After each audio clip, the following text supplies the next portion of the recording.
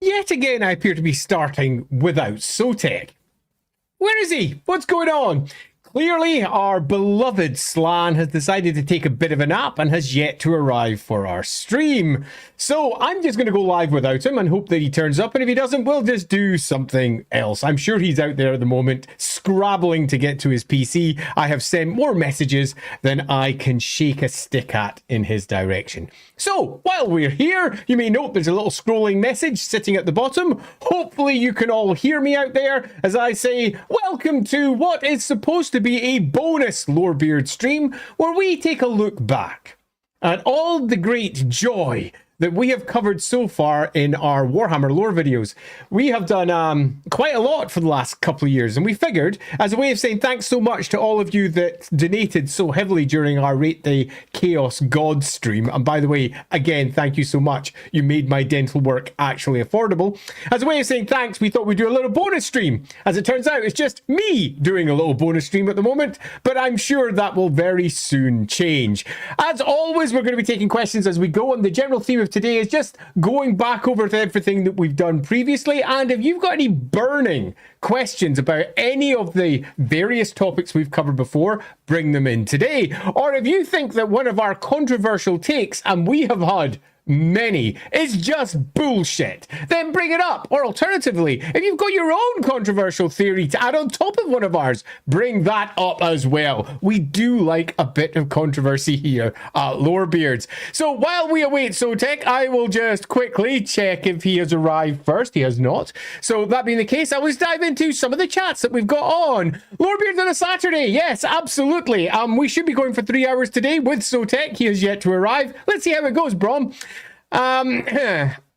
Intense ultimatum. Will you guys be doing a Lorebeards about the new Cathay journal? I just brought my copy after seeing Sotek's tweet about it. You know what, Intense? Probably. We've been a little bit, let's say, scant when it comes to covering Lorebeards with our... Oh, he's just coming. Excellent.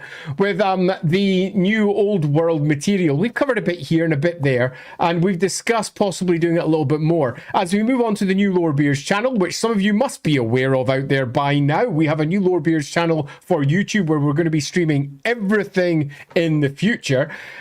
Go check that out if you haven't done so already.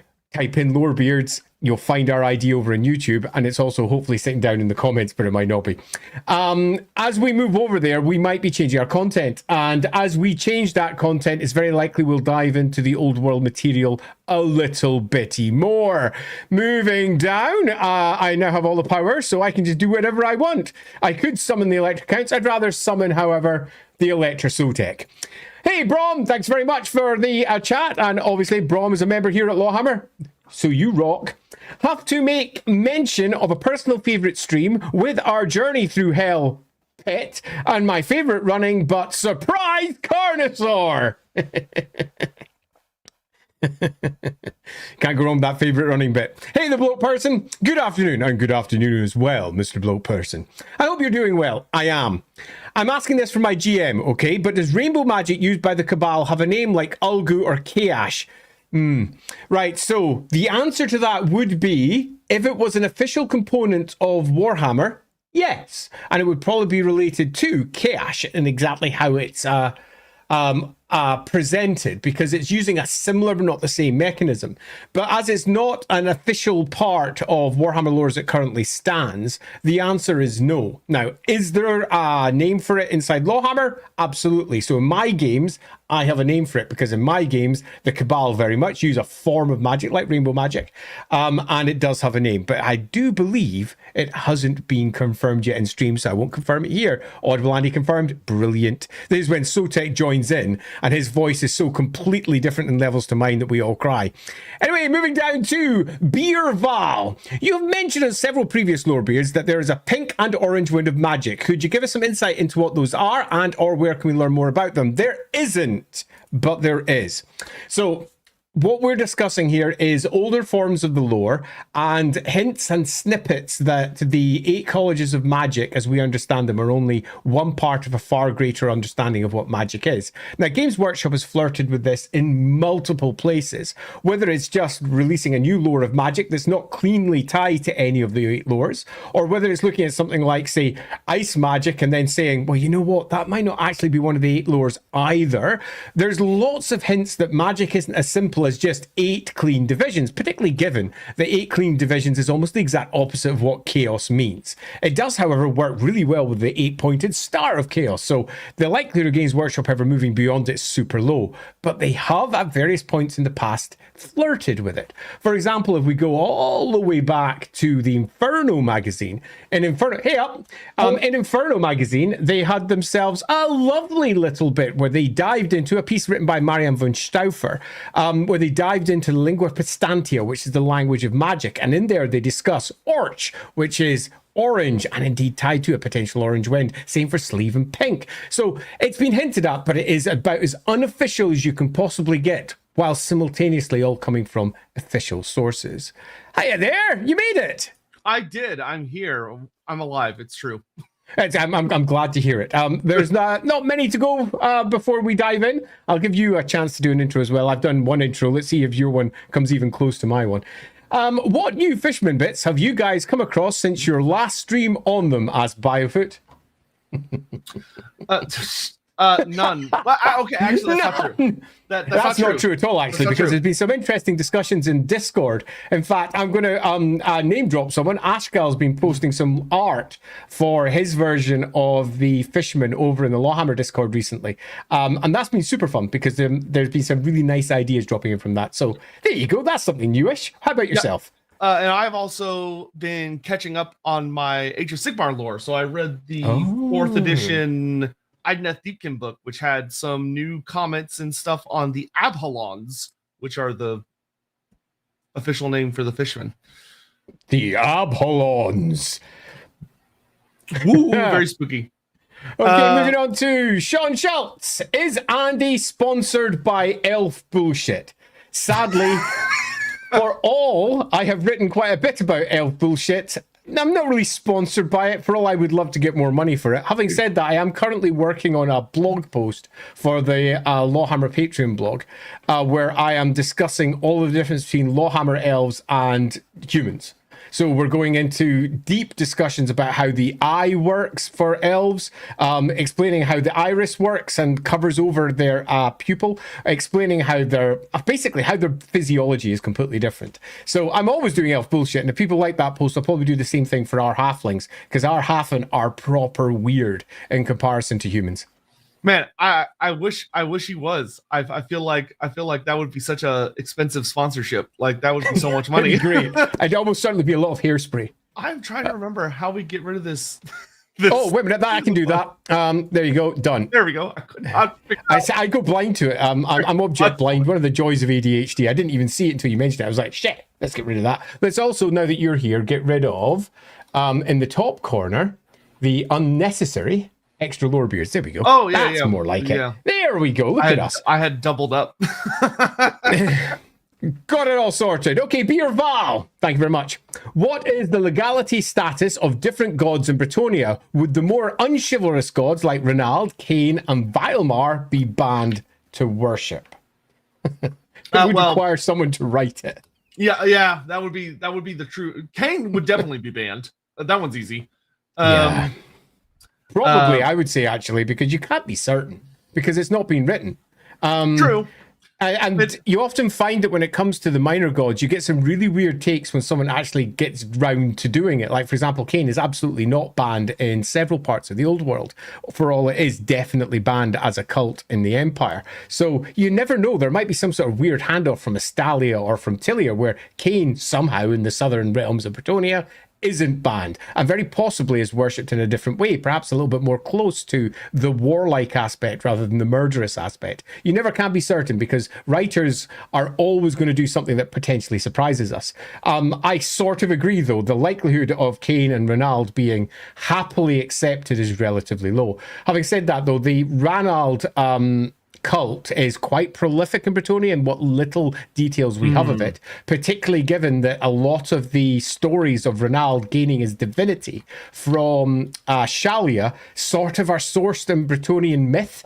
And the great chalice that Shalia uses to provide the divinity to Renald, so very close to the great chalices that are used by the Lady of the Lake. There's definitely some sort of conflation there, and possibly a borrowing of one legend and mixing it in with the other. And there's more than one suggestion that Renald, when mortal, assuming you even believe he was ever immortal, it looks most likely that he never was, he was always a god, but when he was mortal, might have been a Bretonian.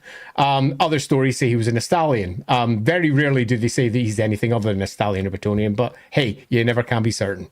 Yeah, I would very much, if I was would be guessing, which I am, I would say Kane almost certainly banned. Renald, I could see Renald very much being like officially banned, but is very heavily embraced by a lot of the peasantry. And like if you're dealing with like Haramalts and stuff, is probably seen very, very positively by those that have the whole, Bertrand the Brigand, which we'll talk about not tomorrow, but the week after.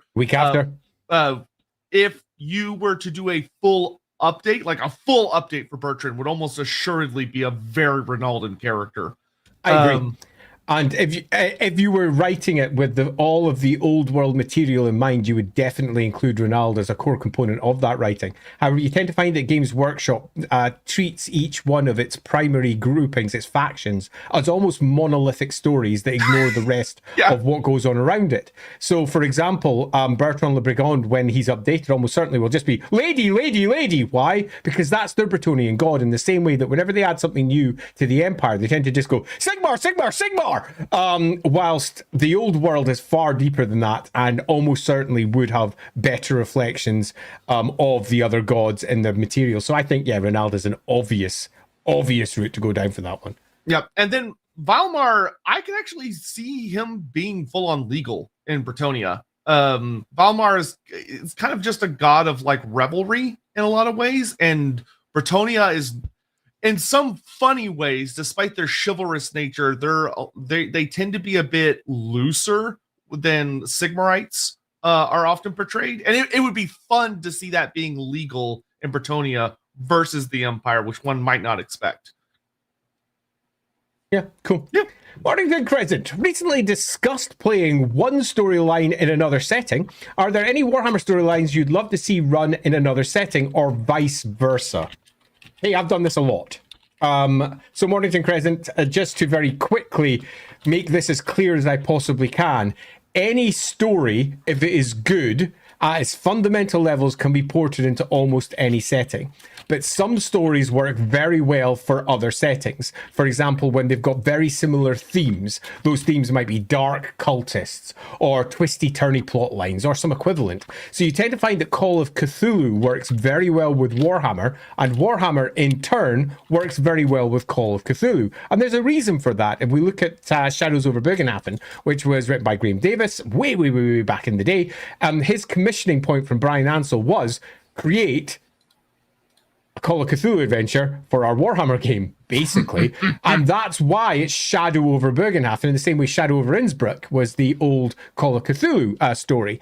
And he took the idea of secret cults going to this cosmic evil at the end, the cosmic evil at the end being Tzeentch, and used that as the core of his story plotting there. And that meant that almost from that point onwards, those sort of cosmic evil style chaos plots became kind of common, meaning that you can easily port entire storylines from Call of Cthulhu into Warhammer. And I've done this multiple times. I've played versions of Loremaster of Sotek. I played a version of Murder on the Orient Express. It's not called Murder on the Orient Express. That's the Agatha Christie story. But I played, what? I would love to read the Warhammer version of that. Where's that? And then, of course, I had Death on the Nile. I mean, Death on the Reich. Because obviously Warhammer steals from everywhere, Death on the Nile and Death on the Reich being the obvious conflations there. So cut a long story short, I do this a lot. Whenever I read a story in another setting, one of my first thoughts is, would this work in another story better? Could I use this elsewhere? And you tend to find that most of the Warhammer and 40k stories are almost ports over for each other. So if you've got them out there and you see a 40k book and you're thinking, can I use that on Warhammer? The answer is probably yes. Yeah. I was recently watching a literary analysis on Over the Garden Wall, which if you've never watched, you should. It's a fantastic cartoon that has a lot of like, it's very short too. It's only like 2 hours, the entire story. Beautiful, beautiful series. And one of the things that was a discussion is about how adaptation can be done, because a lot of people, when they're like newer writers, are like super obsessed with, oh, I have to tell a completely original story, otherwise I'm a hack. But if you try to do that, you're like probably gonna have a bad time. And it's more of how you tell a story as opposed to what exactly the story it is you're telling. So with that in mind, if there was a story from Warhammer that I think would be interesting to see in another setting, I think for me personally, I find a lot of the aspects of the Warhammer Lizardmen to be really, really intriguing. Of the idea of like a precursor or ancient race that has this obsession with trying to basically run maintenance on a system that they were around for the building of, but they don't really understand how any of it works anymore. And they're also very, very weird, and they're trying to do the right thing, but they have a very bizarre moral compass. So like they're good guys, but they're not nice people, so to speak. I find that super interesting. I love ancient guardian races. And I wish more settings would play around with them in really fun ways and allow them to be weird instead of just being like robots or like really simple creatures. I like how complex a lot of the Lizardman stuff is. And like they're obviously wrong and ritualistic about a lot of things, but in really exciting ways. Yeah, that sounds good. Right, before we dive into any more of the super chats, would you like to give your version of the intro? Let's see how close it matches mine. Yeah, so my version of the intro for today is actually quite simple. Of that, this show, Lorebeards, has been a super duper fun thing for me and Andy for the last 2 years, which is wild that it's already been 2 years. And as we have worked our way across it, we have received an incredible amount of support from y'all, to put it very, very bluntly, like a staggering amount of support for which we are eternally grateful. And so one of the things was that, especially when Andy was going through the dental escapades, there was still going through them, by the way. I've got another appointment in 2 weeks. poor sweet Andy. Yeah. But y'all really showed up and forced to help, and we wanted to kind of pay that back in a way that we could. And one of the things that I often see when I'm looking online at the places where people discuss Lorebeards, whether that's like on Twitter or some subreddits or over on the Discord, is that makes me genuinely laugh in like a good way, is that people will sometimes see some of our takes and they'll sometimes the response will be, wow, that's really cool, that's really interesting. And other times people will go, what the fuck is wrong with these two? What are they smoking? Dragons are enslaved? How dare you? Abarash is not heterosexual. Just what? He's a vampire. Fucking hell. He's a vampire. So whenever I see those, there's a part of me that's like, oh god, I wish I could like just have that person step into the room and chat with us and be able to like air their grievances and us be like, we're not telling you this is just the way it is, but we can support our argument and see how you feel about it at the end of that. And doing just a fun little bonus stream of being able to just open the floor to that was sort of the idea for today. And indeed, so this is very much bonus led by you. This is just, we're kind of chilling. We're going to see where you lead us more than anything else, because it's your bonus stream. And you can very much take us wherever you want to. As I said right at the beginning, though, controversy. Let's discuss controversy. Because that always makes us happy. Have you caught up where we were in the super chats? Or would you like me to grab one next? I will try. I will see. That would have been the next one from my perspective. Okay, let me we've already done that one. So once we're full caught up, I would be happy to. But I feel like it's okay. So it's Mihaus Salomon. Vampire souls are bound to their bodies. Wouldn't cutting this bond with obsidian, OP Dispel, or Gotrek's Rune Axe free souls like it did Ulrika in AOS.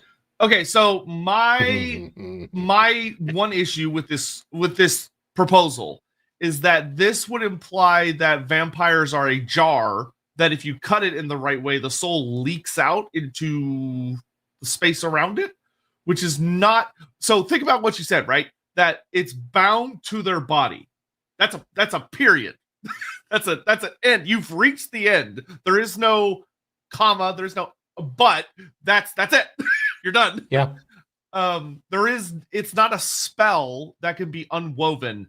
It is, to me, that would be kind of like saying, if I take like the most powerful like pick in the world and I hit a rock, can I like separate the base elements back into like their original components, or like separate them by hitting it hard enough? And it's like, that's not how that works.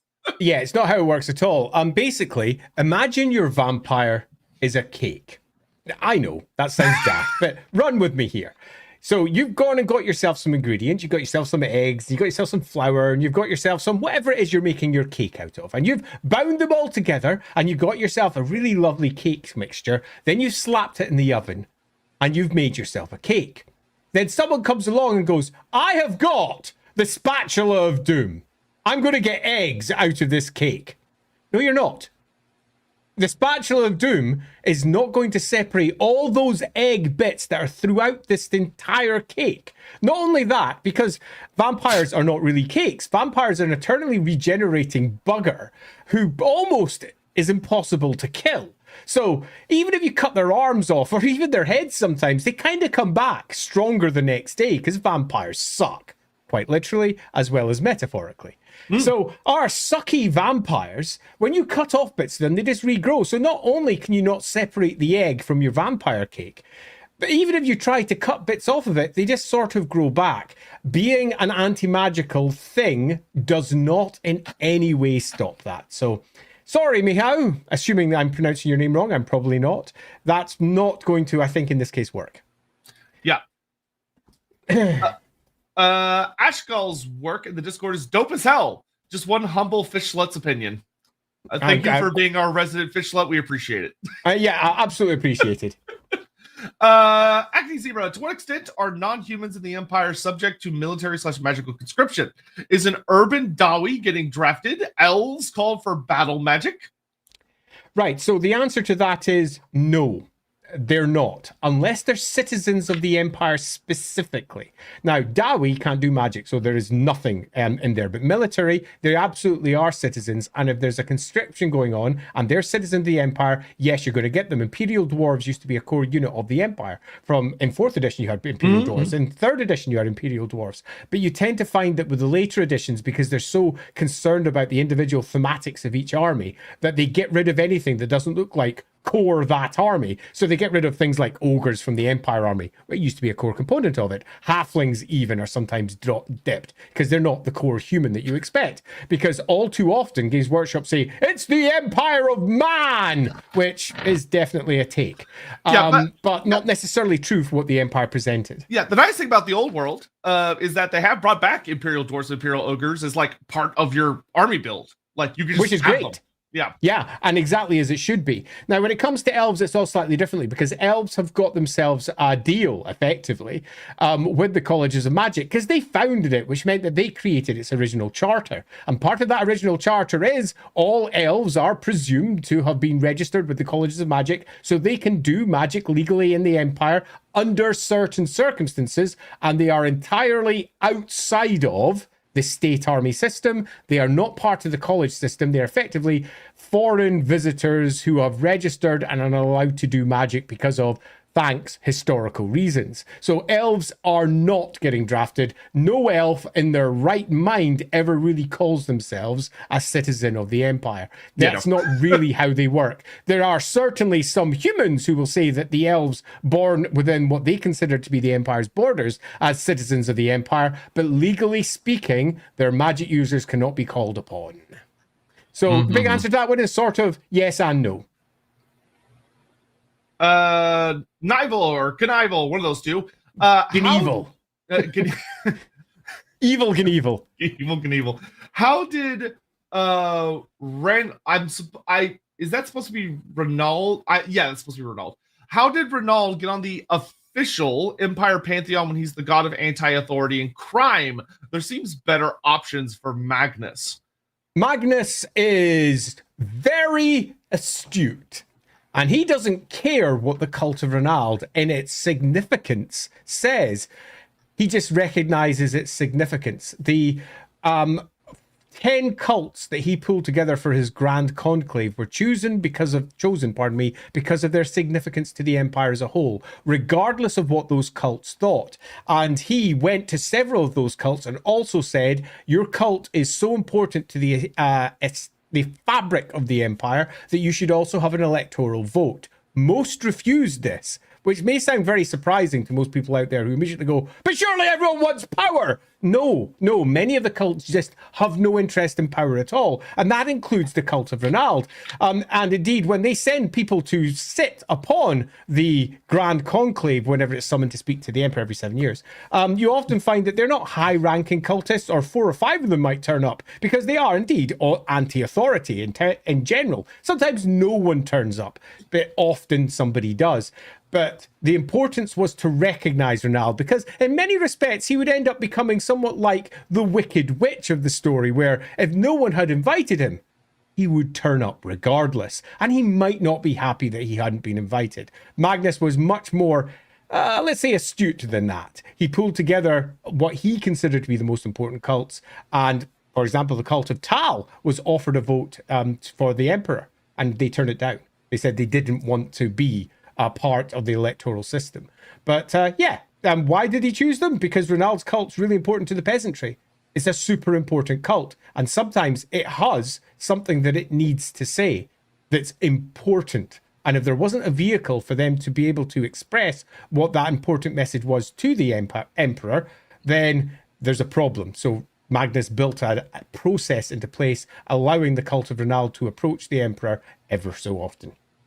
Yeah, I would very much say this is an example of just showing how competent Magnus and his advisors were at the time.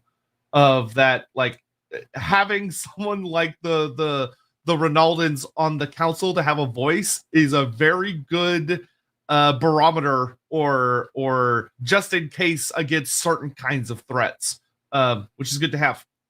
All right, I think I'm caught up now. Excellent. And it is Mads next. Perfect. Yeah. Mads, how are students divided into the Winds of Magic? So I assume we mean the colleges of magic as opposed to winds, because the winds themselves don't actually necessarily care at all. But the Empire colleges do. Yeah. So this one's, again, super easy. Contrary to what you might expect, given what most of the books say, you can't use all the Winds of Magic as a spellcaster. You just can't. Most humans are only capable of using 1 or 2, maybe even fewer. So you might shuffle them off to the Light College because that happens to be where they were discovered, but they're useless at it, even though they have the spark of magic. So they get shunted off to another college, the college that shows and hopefully reflects what they're showing as power already. You tend to find that most would-be wizards are already doing something. A classic would be they go to sleep, they wake up, and they've burnt out their bed. Off to the fire college you go, bright wizard you're going to be. Others perhaps get lots of strange visions and weird things. They look up into the night sky, off to the celestial college, but they sometimes get it wrong. And as they go to the colleges, sometimes their new apprentices just aren't very good, or they start showing capability and skill in other winds. And when they do that, the wizard at hand has got a choice. Do they send them to the other college? Or if they're competent in the wind they're teaching them, do they just go, nah, fuck it, we'll just keep on teaching you this one? Legally, in the Empire, you can only ever study one wind, if you are a human, obviously. That's it. And once you've done that, you become attuned to that wind and will never be able to do another wind if you go with official Imperial doctrine. Mm-hmm. Yeah, and that is the fun tragedy that we don't get explored that much from like the battle game ever, but is a good one to explore from the roleplay game, is the idea that someone is in the wrong college, of that they're in a college that they wouldn't be if you were giving them the lore they're the most attuned to, but either it hasn't been discovered yet or there's politics at play. Yeah.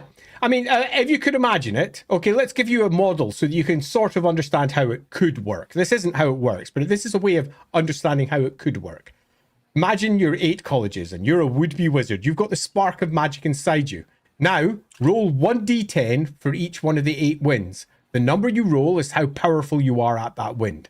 And you need to roll at least a 5 for it to be powerful enough that you could become a wizard in it. And you roll all those dice, and perhaps you roll Bright College 10, and you roll Celestial 5, and you happen to be found by a Celestial Wizard. The Celestial Wizard tests you out, checks what you can do, and goes, hey, this guy could learn the Celestial magic. Excellent. The blue wind for you, my son. So off you go into the Celestial College, and you are okay at it.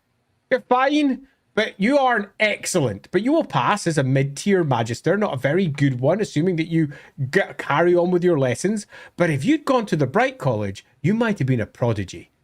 But the Empire doesn't have a consistent way of testing the strengths and weaknesses for each of their apprentices for each of the winds. They just don't have that. It's not one of the tools that they have inside their arsenal, meaning that it's a little bit luck-based.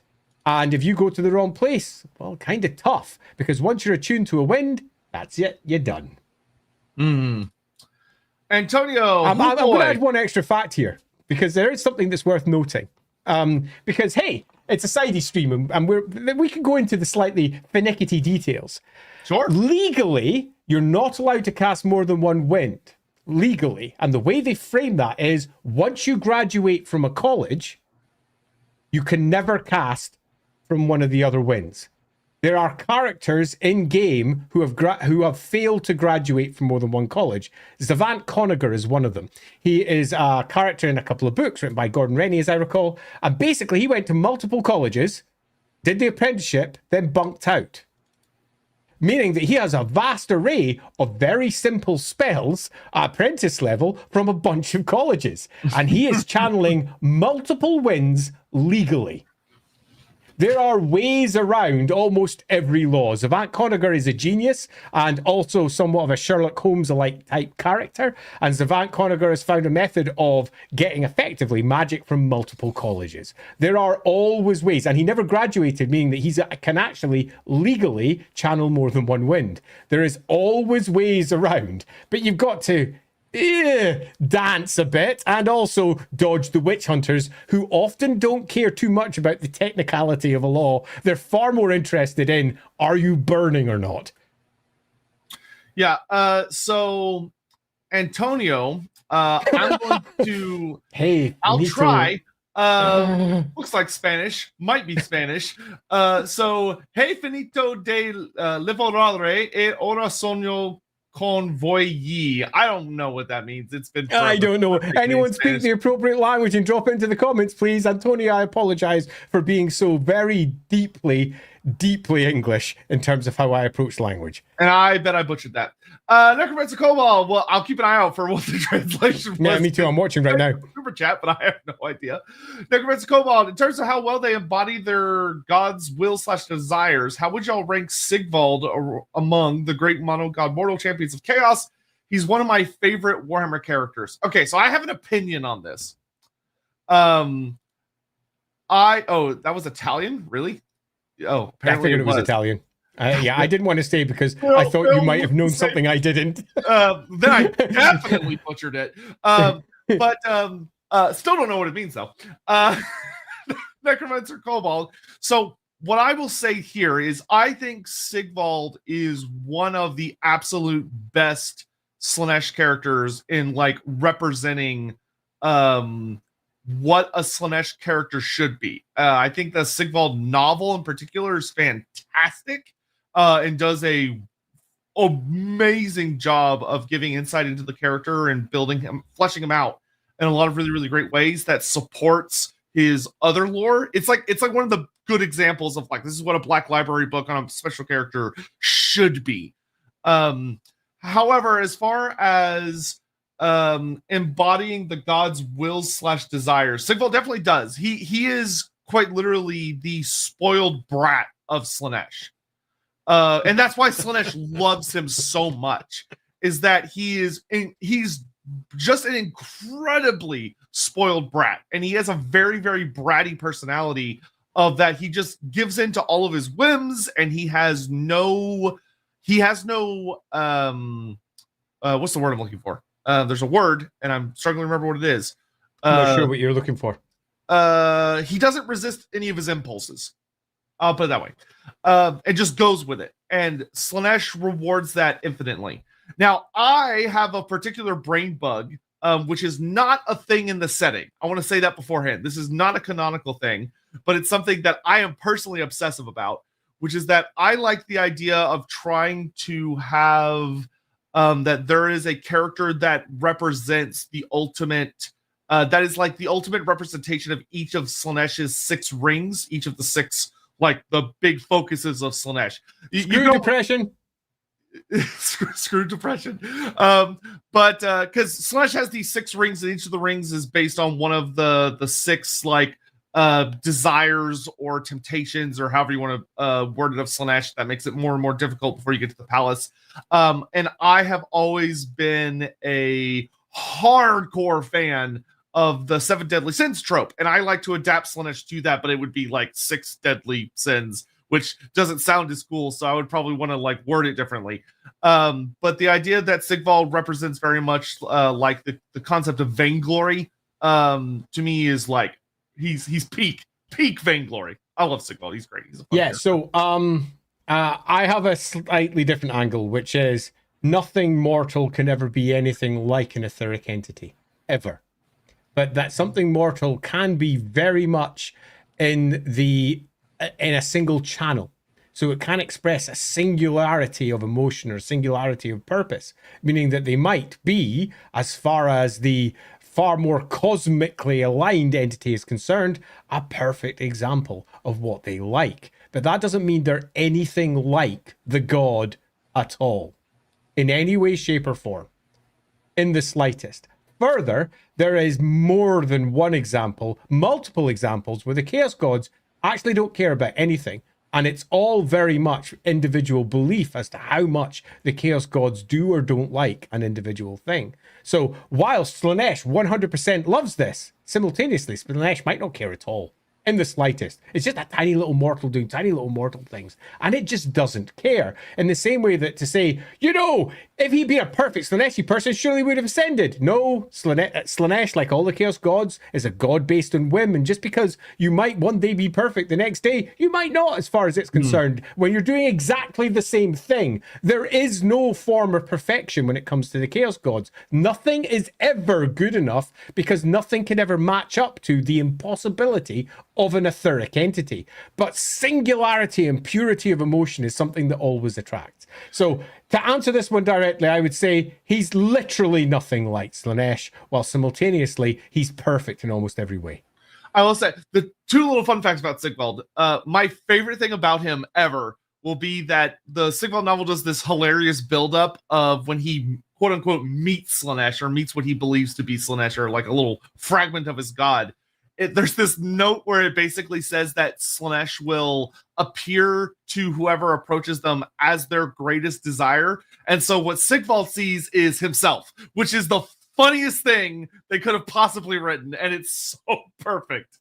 And then on top of that, the other thing is that, to go along with what Andy said, as such a great showing of that, Age of Sigmar does such a good job with Sigvald's story, where it's revealed that the moment Sigvald is killed after his fight with Krell, he defeats one of the greatest still around champions of Khorne, who's a horrible threat to the Dark Gods, and advances the schemes of the Dark Gods. Surely he would have been rewarded. Nope, he basically was removed from Slaanesh's field of vision. Slaanesh just forgot about him immediately, which is great. Yeah. That's awesome.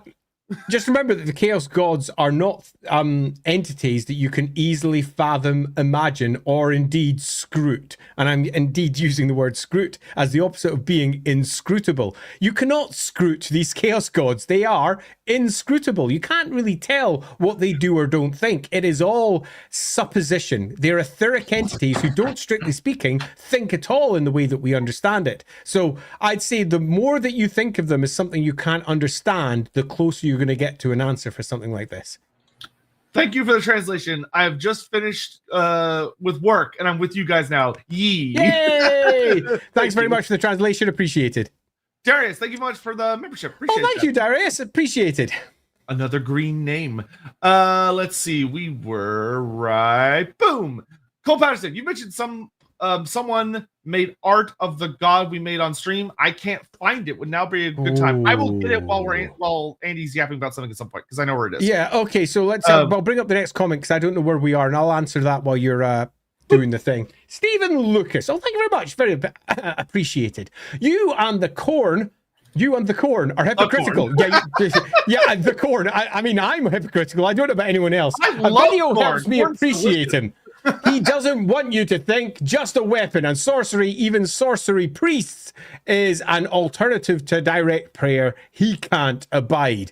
Yeah, fair enough, Stephen Lucas. I think that's a fair comment. Anything you'd like to add to that? So first of all, thank you for the comment. I'm glad you've enjoyed the corn videos. They've been fun. If I'm understanding that question correctly, comment correctly, I should say.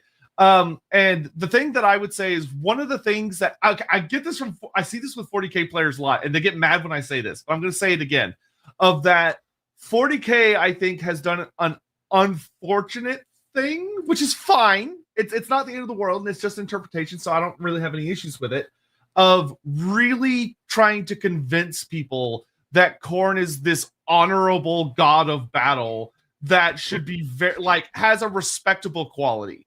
When he's not, and he never has been. Like, he's literally just the god of tantrums. That's it. It's what he is. The big man baby of gods. Yeah, if you look at him in the perspective of a child that is like sitting in a high chair and it's getting angry and it's throwing things at people because it has a tantrum that never ends, which if you've ever been around a child that's having a tantrum would be horrible to be around. Especially if it had godly power, that's what. And you can't reason with it because it's a child. It's pre-reasoned, so there is no reasoning with Khorne. Yeah. Now there are honorable Khornates. I don't think there's many of them, but they're out there. But the god himself, I don't think there's any way, shape, or form that describes him accurately. Yeah, all of the chaos gods are wrong and broken and terrible and twisted and the worst. All of them. None of them are acceptable. Anyone who goes, Papa Nurgle, he'd be all right. No. Slaanesh, I could go with that. No, seriously. Bad. All of them are terrible. And I think the more that we focus on that, the happier I'm going to be. Biofoot. Okay. So vampires are cakes. Yes, absolutely. Fishmen are everywhere, completely. So why do you turn your nose up at Gelt? Because he sucks. And Skrulk, finding weeded bliss in each other's arms. Gelt and Skrulk finding weeded bliss. Weeded bliss? It's better than wedded. I'm really loving the image of the pair of them getting high. I'm loving each other because of it. See, that's where your brain went. My brain went, and they're both like dressed in like gardening clothes, out working in the yard together, enjoying their lawn. I'm just imagining them with very happy smiles and very big spliffs. Hey, Garrett, very important question. Can magic be used to make food more delicious and more filling? Two different questions there. And would you personally dare to eat magically enhanced food? So let's go through each of them. Can magic, now magic is a very loose definition here because each of the winds of magic have got their own strengths and weaknesses and do different things. And I'll get to that in a moment as we discuss it. Make food more delicious. Delicious is very much a process of the mind. It takes the signals that come from your taste buds and it basically says this is good, this is bad. So can you make something that's not delicious delicious? Yes, grey magic, for example, can make you believe that something's super tasty in the same way that it can make you believe that something sits in front of you or make you believe that you've heard a sound because it's effectively a wind of fakery and illusion. So yeah, you could use the grey wind to make something taste more delicious. You could also take, for example, the jade wind, and you could add additional life to food that is perhaps not as plump as it could be and bring out the natural flavors. Each one of the winds will do something different. More filling though. Now, this is something that gets a little bit different. There's more than one example, for example, with the grey wind, where it makes you think that the meal that you've just had is filling, and it isn't. And you just starve and waste away. So is it more filling? No, but do you feel it's more filling? Yes. There is also the concept of, say, a Gyron well or basically a pool of magic sitting in your belly that sustains you. You can add extra Gyron to things, that's the jade wind of magic, that effectively sustains you. Elves are capable of doing this almost naturally as they move towards their later years. They'll often just have a long nap for a couple of years. and their bodies are sustained by the magic that wells within them, particularly Gyron. So more filling? Yeah, you absolutely can, but not with all the winds of magic. Magic is a bad term to use here. You'd be better to say, can some of the winds do some of these things? Yes. Can all of them? No, absolutely not. And would I personally dare to eat magically enhanced food? Depends on how it would be magically enhanced. Yeah, and because, to put it very bluntly, if you ask the question, can magic, whatever comes afterwards, the answer is yes. But it would just be a matter of figuring out how and like which winds to use. And would I dare? I probably wouldn't, because I feel like it would be a 7 out of 8 odds that it would be bad and a 1 out of 8 odds that it would be good. And I just don't like those odds very much. I mean, that's entirely fair. I mean, it probably wouldn't go down very well. Yeah. So did you find the link? No, unless it was like I had a really good relationship with an elven host and I was like an Ethel Lauren or Earth One or something, and they were like, we're going to bring you the best meal ever. I would eat the shit out of that. Like, I'd be all in on that meal. And that would be a very magically enhanced meal, because the description of Wood Elf feasts sound amazing. Actually, I just want to grab this real quick. If you're watching on the Lorebeards channel, the Lorebeards YouTube channel, super chats and stuff are not turned on yet, because we're still going through the process of getting approved for that. They will be on very soon. But if you're like, I really want to do a super chat, where the hell is it? You have to go over to the LAWhammer YouTube channel for right now. For today, but yeah, that won't be for long. We're about to be changing that, but we haven't changed it yet. Yeah, just wanted to grab that out real quick. And also, I found it. So this is the art by Ashgal, good old, wonderful, beloved Ashgal, who made their interpretation of the Wind God that we created on the Making a Warhammer God stream. And it's super fucking cool. This is where you go, holy fuck sticks! And that is the correct response. Yeah, I do love, for anyone that can't tell, it's got the hooves for the back feet, and it's also just that little guy, just that tiny little guy down there. That's the best bit. It's great. All right. Biofoot. Nope, we already did that one. Wrong one. Next one's Beerval. Beer. Next one should be Beerval. Ah, here we go. There we go. Got it. Excellent. Would Norse dwarfs do Viking raids? Would they do them against Kislev or the Empire, or only against evil factions? So I think this is actually a really good question. Because to put it bluntly, the answer should be yes. But I would bet Games Workshop would be deeply uncomfortable with the answer being yes. Yeah, I mean, to go Viking. So are they going to be Viking around? And the answer is yes. Now, in a modern fashion, we'd be Viking, but no, they are Viking. And indeed, it once was a verb to go a Viking. And would they be doing that? Oh, hell yeah. Yeah, they would. Now, would they do that with the modern interpretation, such as it is? Maybe not. But the very concept of Viking is very much laced into, in the Warhammer version, the Norse dwarfs, more probably than the Norse themselves, because they originate most of the culture that the Norse pick up later. So the answer to this was almost certainly yes. And what we consider to be evil factions and what they consider to be evil factions are possibly two very different things. Yeah, it would have been really interesting, in my opinion, so the Norse dwarfs, according to what lore we have, should have been fairly disconnected and weren't talking to the Karazhan Corps when the whole thing with Sigmar goes down. So there could have very well been a period of time where the people of Nordland and Oslo, like all of these coastal areas, were being raided by dwarfs, which would have been really interesting. That would have been a really unique relationship of the dwarfs like coming to take resources and take it back. Because like dwarfs, if the dwarves of the Karazhan Corps are getting most of their food and stuff through easy trade, it would have been interesting for early Norscan dwarves to have relied more on a raiding system that maybe later evolved into trade. But that it would have just been really unique storytelling of there being communities, especially in like the northern parts of the empire, where maybe Sigmar is a little less popular and like Ulrich or other forms are a little more popular. And a part of that could be that the Sigmarites say, you must always be friendly to dwarfs. And the people in the north go, fuck that. We have histories of dwarfs raiding us. They're assholes. And that I think that'd be really great. Cool. Yeah, agreed. This is definitely out of order, but I think we're here now. Akiyoshi, you've covered Old World before, the latest Arcane Journals. Thoughts on Miao Ying's expansion into the Old World, Cetra invading the Border Princes? So I will say, the moving narrative of the Old World is, frankly, I don't care what anyone else says, very exciting. It's super One of the best exciting. bits of it.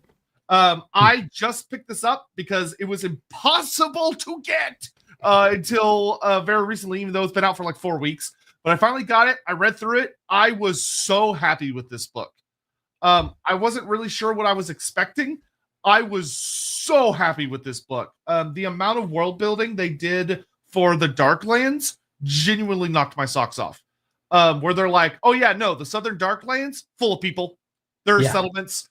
It's not just pig barter. Mirrors what we've been saying in a previous stream as well. So yeah, makes us look great. It makes us look brilliant. Like they expanded on. Oh yeah, you know all those old trade routes from the Dogs of War book? They're all still canon. Yep. Also, here's us cleaning up which trade routes go where. Now, the one thing I criticize about the book is I think they're a little overly cutesy, that they don't need to be, with pretending that the non-active factions don't exist. So like they don't want to talk about the Chaos Dwarves. They don't want to talk about the Ogre Kingdoms. They just say like there are myriad threats from this direction. And you're like, okay, so we're talking about the Chaos Dwarves. They're like, we didn't say that though.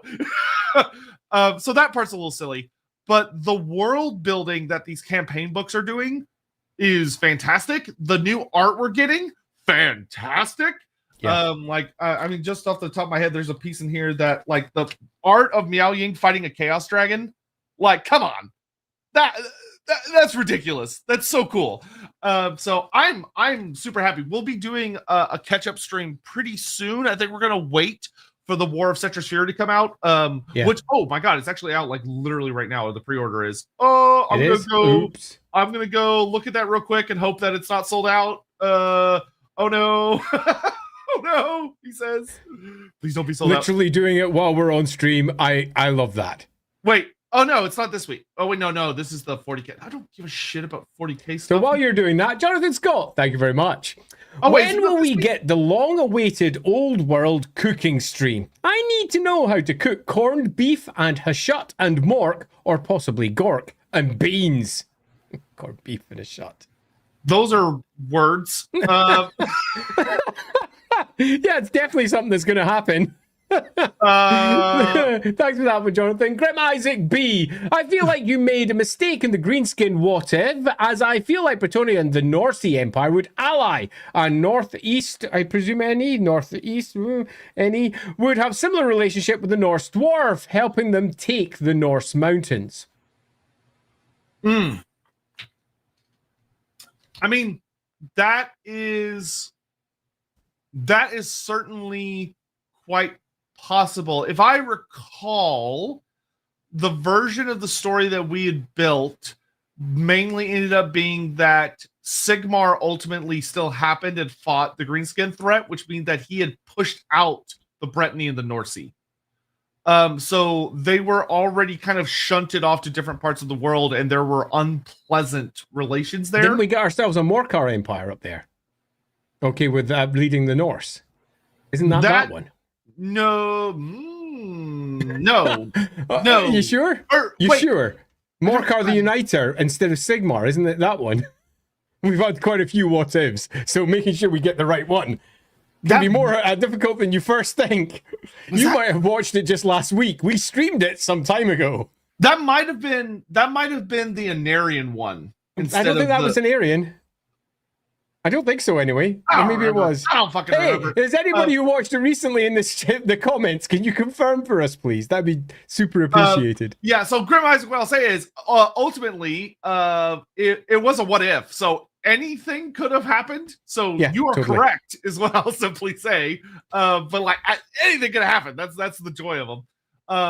Oh no, that wasn't the one with the Morcar. Okay, cool, great. Then yeah. There you go. Hey, I might be old, but my memory's not that short yet. I'll just say one more time. I'm 50 this year. What the hell? How did that happen? Okay, right, I've said it now. You're doing great. You're doing great. God damn it. 50. No, we already did that. We already did beer. Have we done this one? Was it? Oh, Oh no, here, let me do this one first. Haha. Beerval, you've mentioned that you were making 8 witch lores for Yes, I was. Wolf before as a counterpart to the 8 color lores. Could you briefly say what they would be, or rather how you would go about? I have forgotten most of them already. I'm pretty sure it was, oh god. No. I'd have to go check my notes because this was a while ago.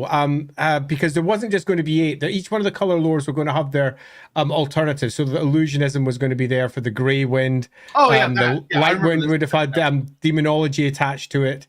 The purple wind would have had necromancy attached to it. So each one of the winds would have had something. Shamanism would have been for the amber wind. The jade wind would have been one of the elementalist ones, as I recall. Elementalist was going to be a bit broader than that alone, because obviously you got fire for your pyromancy. That's also elementalism. But elementalism was going to be sort of a catch-all for a few of them. It was going to be a bit less clean than what it is to say, oh, there's going to be 8 and 8. Well, sort of, because several of the non-8 winds of magic types of magic are drawing from multiple winds, so it's a messy situation, particularly when you look at, say, elementalism, which is drawing for about 4 or 5 winds, and they don't recognize that they're drawing from any wind at all. So yeah, it's complicated. I need to check my notes, Beerval, though, so I can't remember all of them off the top of my head. Beerval, wasn't an episode, so feel free to ignore. Nonsense, we can answer it. But how is Manon, Stromfell's cult rivalry handled outside of the Empire? Sartosa has the biggest Stromfell's temple, but also someone rumored to be Manon's daughter. How would pirate settlements like that have Manon and Stromfells coexist? Because no one's really thought about it. That's how. Okay, so yeah, that would be the actual canon answer, is that no one's dealt with it. If you wanted, I shouted at a writer for doing this. I didn't shout because I never shout at anyone, but I basically said you can't do that because you're conflating the cult of Manan with the cult of Stromfells. And a writer went, there's a difference. And that was literally the reply I got, to which I went, yes, here's your sources. And then I got a reply about 4 days later going, I'm so sorry. I thought Manan and Stromfells were the same thing. So that's what happens. Yeah. And to be fair to that author, they sometimes are. Yeah, there's the whole thing with Stromfells where it's like some people believe that Stromfells is just like Manon in a particularly bad mood. But if you Manon in a shark suit.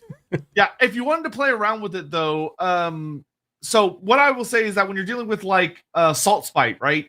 You could have it where Arness Salt Spite just while she might be Manon's daughter, she's ultimately a pirate, and being Manon's daughter, you could have it where she doesn't really care.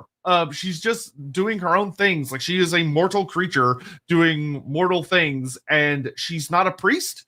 She happens to be Manon's daughter, and she acknowledges Manon, but based on the Dreadfleet novel, I don't think she'd give a fuck.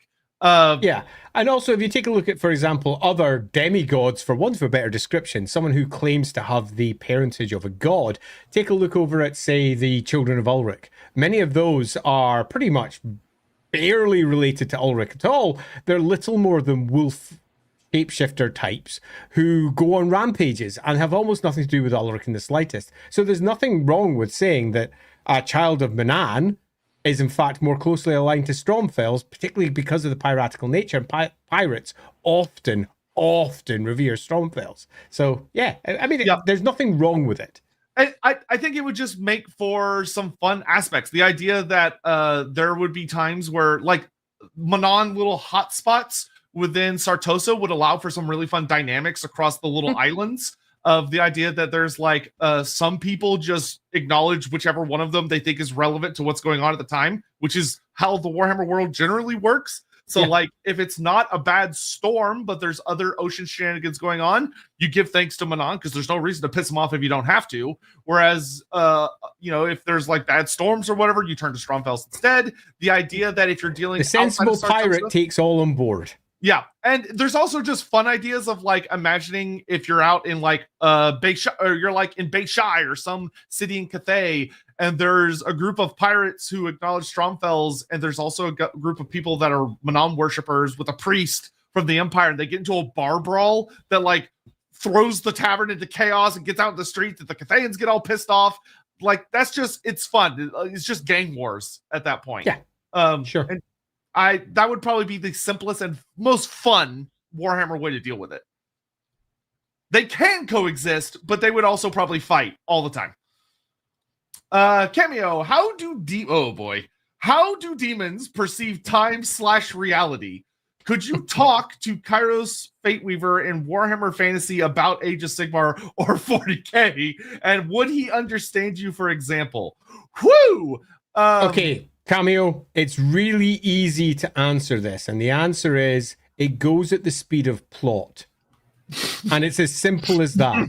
When writers tackle this, they go as far as they want to for the story at hand. So can they do almost anything when it comes to understanding the perception of time? Kinda, yeah, maybe. But what you also have to remember is that the material realm is an alien realm to them.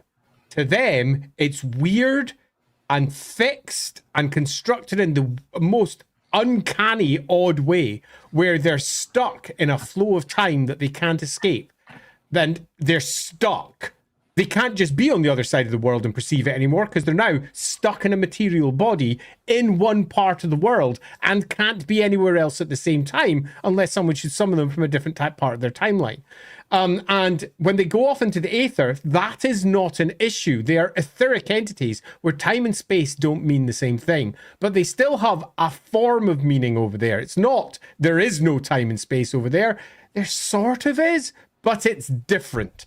And the material realm, to them, is the big strange one. Now, when you speak to a demon, it's very possible it doesn't understand you anyway. You could sit there talking about Age of Sigmar and they think that that's their yesterday or their tomorrow or whatever. They don't even understand the concept of yesterday or tomorrow. Half of the conversations you're attempting to have here, it just simply won't understand on a fundamental level because it doesn't come from the material realm. It doesn't understand up, down, left, and right. It's almost an entity of pure instinct trapped within a material shell that it doesn't understand. It's a little bit trying to squeeze a very, very, very, very, very big circular brick into a tiny square hole. All you get is this tiny little ribbon. And the ribbon is the demon in the material realm when the rest of it's stuck there on the other side. And this ribbon ain't that bright in comparison to the greater entity that it could be. Cut a long story short, could you talk to Kairos in the Warhammer Fantasy world about Age of Sigmar? Hey, if you knew about it yourself, you've already answered the question. Or 40k. And again, you've answered the question. Asked and answered, you can almost say. You have quite literally answered the question yourself, because if you can ask about it, then Kairos could know about it because you know about it. And he would then understand it just as much as you do. Yeah, that would actually be that's the best answer. So something I will give you two little reading assignments as food for thought, which is that if you want in my opinion, a very well-written perspective of a demon, getting a demon's point of view according by an author's interpretation of being in the ether and then suddenly not being in the ether. If you read the Tyrion and Teclis trilogy, there is an entire segment about Nakari being out in the ether and how it perceives the ether, and then it gets summoned by Malekith into reality, and you get it does a really good job of showcasing Nakari being like squeezed into reality and how much of itself it kind of loses in order to exist because reality presses down on it and forces it to obey the laws of reality, which means so much of itself is kind of no longer there. And another and to get from one place to the next, it has to walk. Which is just terrible. And not only that, it doesn't just walk forward, it is constantly moving through time at a consistent rate. What the fuck? How does that even make any sense? It's constantly confused, where it can't just exist the way it normally exists. It's constantly marching forward through time and can't go back because it's stuck in the material realm. So it's broken.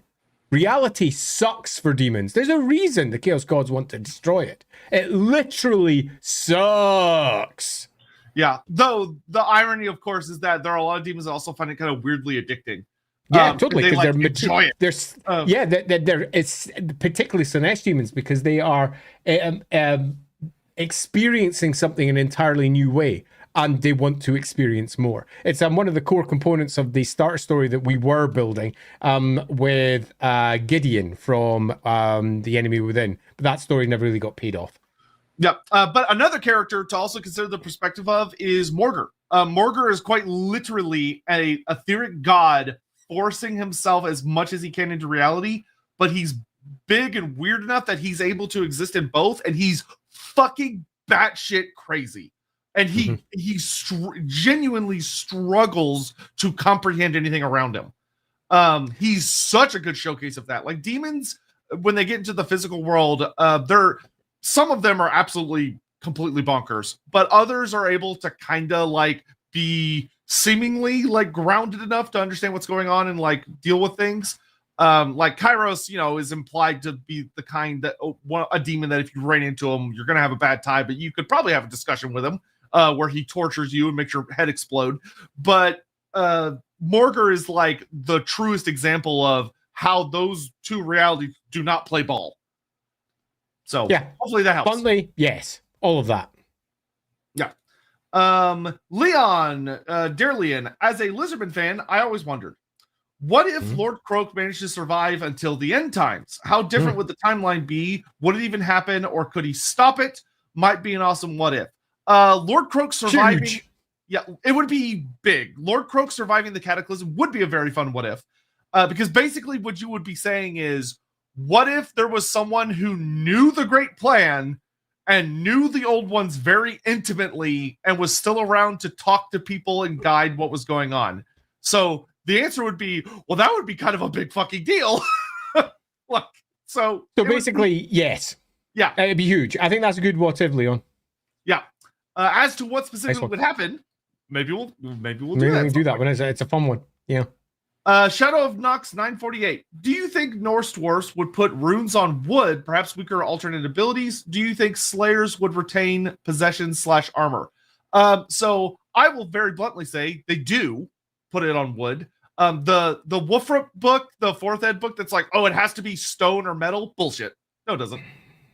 You could put runes into wood. Now, there might be certain runes that won't work on wood, but there also might be certain runes that wouldn't work on stone and metal that will work on wood.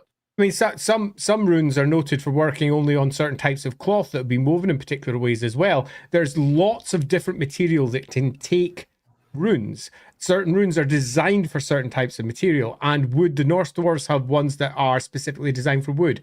Yeah, I mean, they use wood in almost all of their construction in a fashion that the dwarves from the rest of the, let's say, dwarven kingdoms don't. So would they have surviving technology effectively? And I think the answer to that is yes, and possibly because they do and practice a host of, let's say, ancestor worship that the rest of the dwarves don't. For example, Hashut. And who knows what Hashut may have initially have put down with all of his runes that have now been abandoned by the rest of the dwarves. Yeah, and then would their Slayers, so they would not Slayers necessarily, would their Berserkers? Their Berserkers would, but their Slayers probably wouldn't. Yeah, because they would have Slayers. They would just, they might be a little different, but they would, I still think they would do the whole thing of like emulating Grimnir when he left for his path, which he was not wearing armor when he left. So that I think trying to imagine the Slayers as something different is not really worthwhile. I think it would be better to say the Slayers are effectively exactly the same. It's just they're accepted with the Norse dwarves, and they're not accepted elsewhere. I wouldn't try to make them something different, but when it comes to the Berserkers, they absolutely are different. Yeah, and I think Berserkers could wear armor. Yeah. Totally. Let's see. Chaotic Monkey. Both Vashtor and Hashut are related to the Forge of Souls, but there's no conflict mentioned.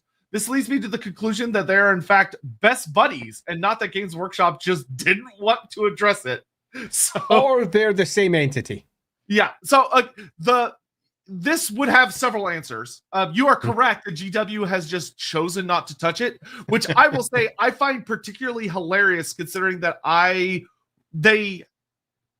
so they released a couple of White Dwarfs very recently, like in the last 3 months, where they basically released an article where they did. I just want to bring this up, just to make sure that we have said it again.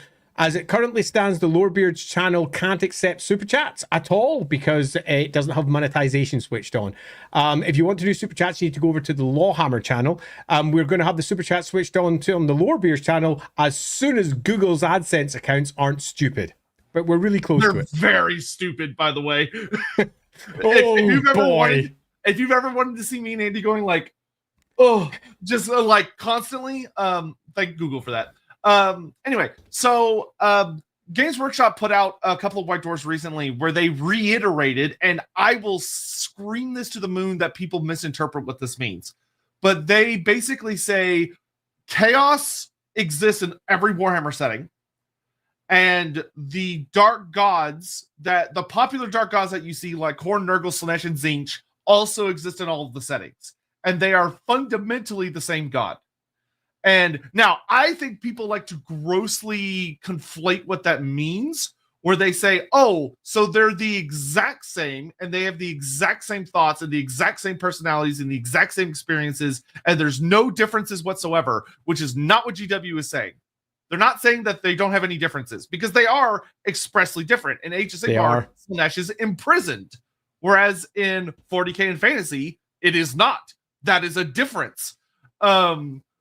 Which is caused by circumstances around it inflicted by that setting onto it, which means that it is different. Which there are some people that will look at you in the face and say, no, they're the exact same because GW said they're the same. So then, and it's like, no, you're got reading comprehension. Anyway, so when it comes to Hashit and Vashtor, GW's article did a very cheeky thing where they were like, oh yeah, these gods all exist in the same universe. And then if you flip a page, it'd be like, but the Great Horned Rat is only in Fantasy AOS, and Hashit is rising and Vashtor is rising, and don't think about it. Don't think about it.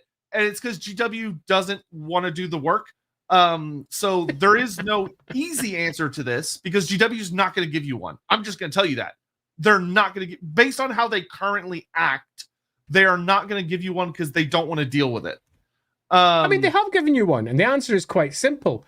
They're all disconnected but connected. Yeah, which for a lot of people, which for a lot of people is not a satisfying answer. But it is the answer, whether you like it or not. Yeah. What I will say is it's really up to your interpretation. You could just decide that Vashtor and Hashit, like Andy said, are just the same thing, but viewed through Vashtor is viewed through a 40k lens. Yeah. And he appears in a way that the people of the 40k universe would understand him. And Hashit is the exact same thing, but in Fantasy AOS. That works. You could also say that oh my God, they were roommates. That works. Yeah, sure. And you could also say that, nope, the universes are actually fundamentally separate in a different way, and this is simply an expression of the god of the Forge of Souls. That works. Like it's whatever. It's just whatever you want it to be, frankly. Stephen Lucas. Meant dystopia. Dystopian chimps. Khorne doesn't respect you, Vid.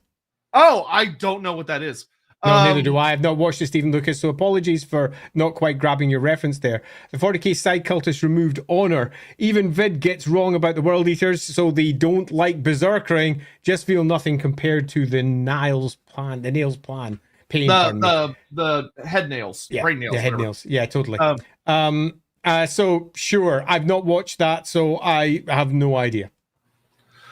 Yep. I am unfortunately not able to comment heavily on that. I'm sad to say, though, because I don't really see a question in there, just sort of like cool. Cool. So thanks, Stephen. Yeah. Arc Tisher Frosh. I really enjoyed your dragon stream, and I was wondering how possible would a Wah dragon be, and what would it be like? That's a very cute and insane question. It's an insane question, to put it very bluntly. So no is probably the answer. It's one of those ones that you look at it and you go, the core component that's required is missing. And the core component here is eternal bathing in the energies of. Yeah. And the long bathing in Wa energy is just not a thing that you really have much of a chance, because when Wa energy builds up, it goes somewhere. And it takes all of that energy with it, and it's gone, which means the dragon would never really bathe in it. Now, could you do this? I mean, you arguably could. So what I was going to say is, if you had smoked some crack, and you were like, I'm making a Wa dragon, fuck everyone, I'm going to do it.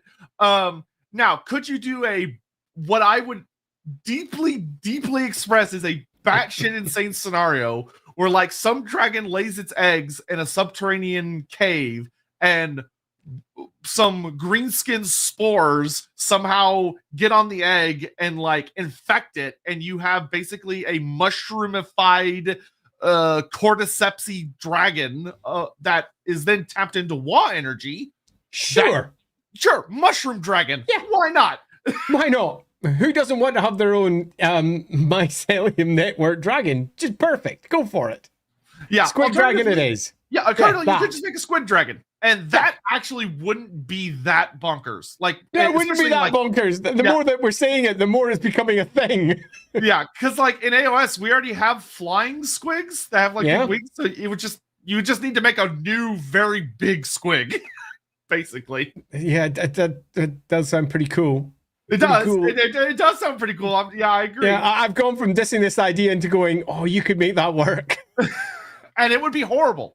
It would be absolutely horrible. A dragon of water, what I would imagine, just for my funsies, would be a dragon that when it roars a Wa, and like the psychic energy of that Wa is so cataclysmic, it literally is like it's like a supersonic boom instead of a breath attack, where it just like a green blast just goes boom and just obliterates everything in front of it, which is great. Super fun.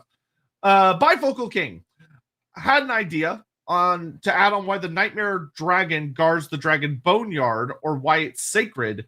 Maybe that's where the dragon race's origins come from. I mean, it's not impossible. Yeah, could very well be the case. Yeah, totally. Brock 6000, would you agree that the biggest detriment to the Lizardman agency is the fact that they almost never communicate or ally with other cultures? Greenland / Skaven do, and it makes them more interesting. So fun. My opinion on this, you're correct. And I think it's kind of a holdover from, especially, a great example, go back and read the 6th edition Big Red Book, which was the core rule book, which has a section on all of the armies. And the big thing you'll notice is that when you get to the Lizardman section, they're treated as the super mysterious guys over there that nobody knows about. That's why they don't have agency, because they're not relevant. 5th edition, which was different because it literally opened on Lizardmen attacking a Bretonian castle, which is awesome. And then Games Workshop kind of not in Bretonia. Let's just be very clear about this. It's not even in Bretonia. It's in a big, massive Bretonian colony down in the south of Araby. So it's, if anything, even more complicated. Lots of different groups working in different ways. So, yeah, beforehand, I'd say that 5th edition Lizardmen were much more involved. 6th became less involved because they went, oh, shit, this stuff that we've written, it doesn't make sense with the world that we're doing. Let's write it properly. They wrote it properly and ended up taking the Lizardmen out of Warhammer in many respects.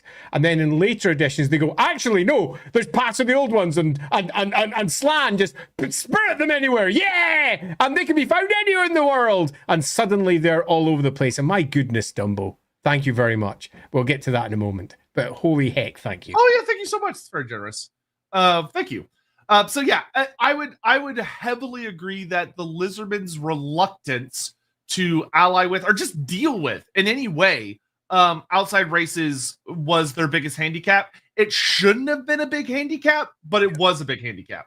I mean, there should have been an entire bit in there that explained that the Skinks took over the role that in 40k had once been taken over by the Zotes, which was way back in original 40k lore. The Zotes were almost the forward ambassadors of the incoming swarm, converting people to their way of thinking, making new cults for the swarm that's going to come to make the takeover when it came much easier. And in some respects, the Skinks, some of the Skinks should have been fulfilling a similar job. Diplomats, going out there and spreading what they believed was the core message that had to be passed down from the old ones down through the Slan down to them, and making the world be the way that they think it should be. That involves diplomacy, not just the diplomacy of a Saurus and a particularly sharp obsidian blade. So I think there's a missing part of the Lizardmen, and it's something that should have been added, and that is that they communicate with and deal with others a lot.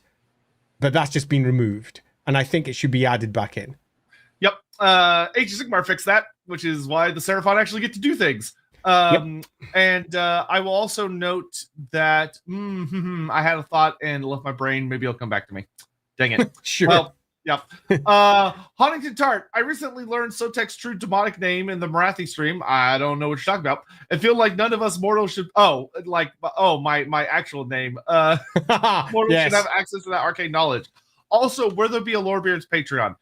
As of right now, no. But if there comes to be a point where it's like, that makes sense. Yeah. If there's a point where it's like, you know what, maybe we do need one to like release these materials or explore this form of community building, then yes. As of right now, we haven't thought of anything yet. Yeah, the most likely reason to have a Lorebeards Patreon would just simply to have a core blog that explains what's coming up next. And that's free. And that could be almost anywhere anyway. That could just be our Discord. It could be almost anything. It's a handy potential tool for that. But if we were adding, say, for example, and you can give us money for, those give us money fors would almost certainly be, you can just give us money. We're not giving you anything in return beyond us doing our shows. Because there's not an obvious bunch of extra stuff that we would want to do on top of the many things that we already do. So I think as it stands, we're quite happy. I mean, thanks very much for the super chat. I mean, that does what we need to do. And that's great. And we have no strong reason to try and squeeze money out of everyone any more than we already do.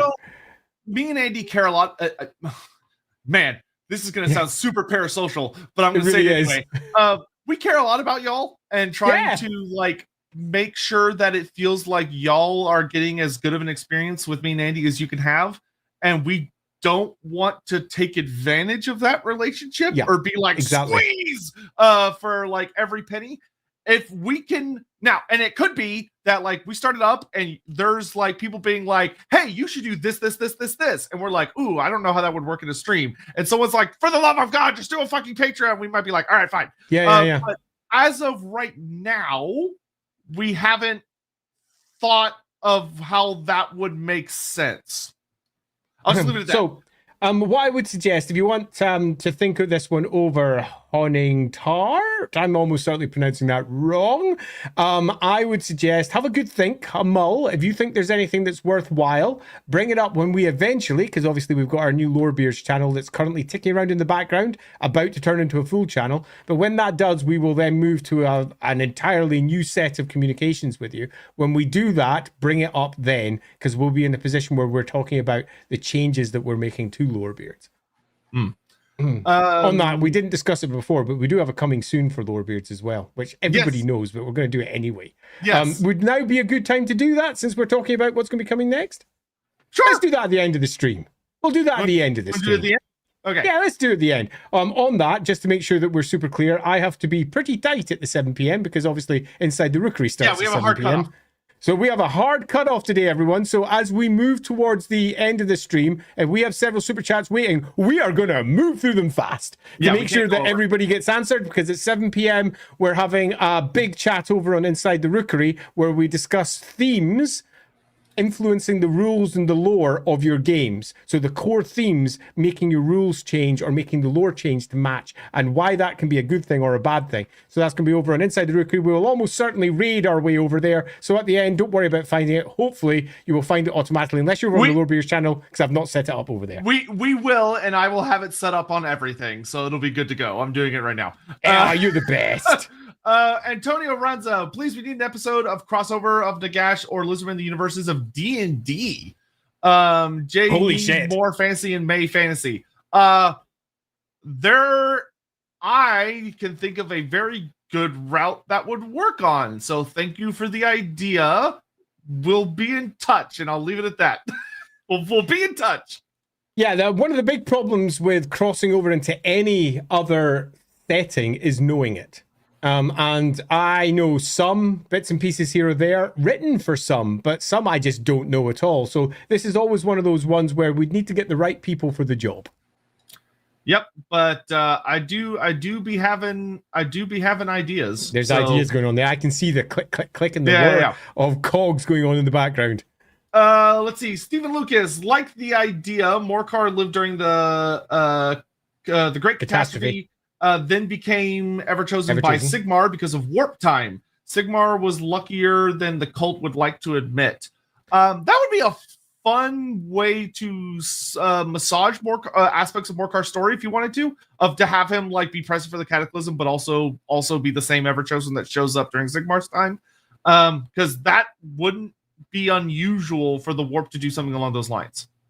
Yeah, this as a storyline is not only, I think, potentially affix for what is conflicting lore, it's probably one of the better fixes, depending upon how it was spun.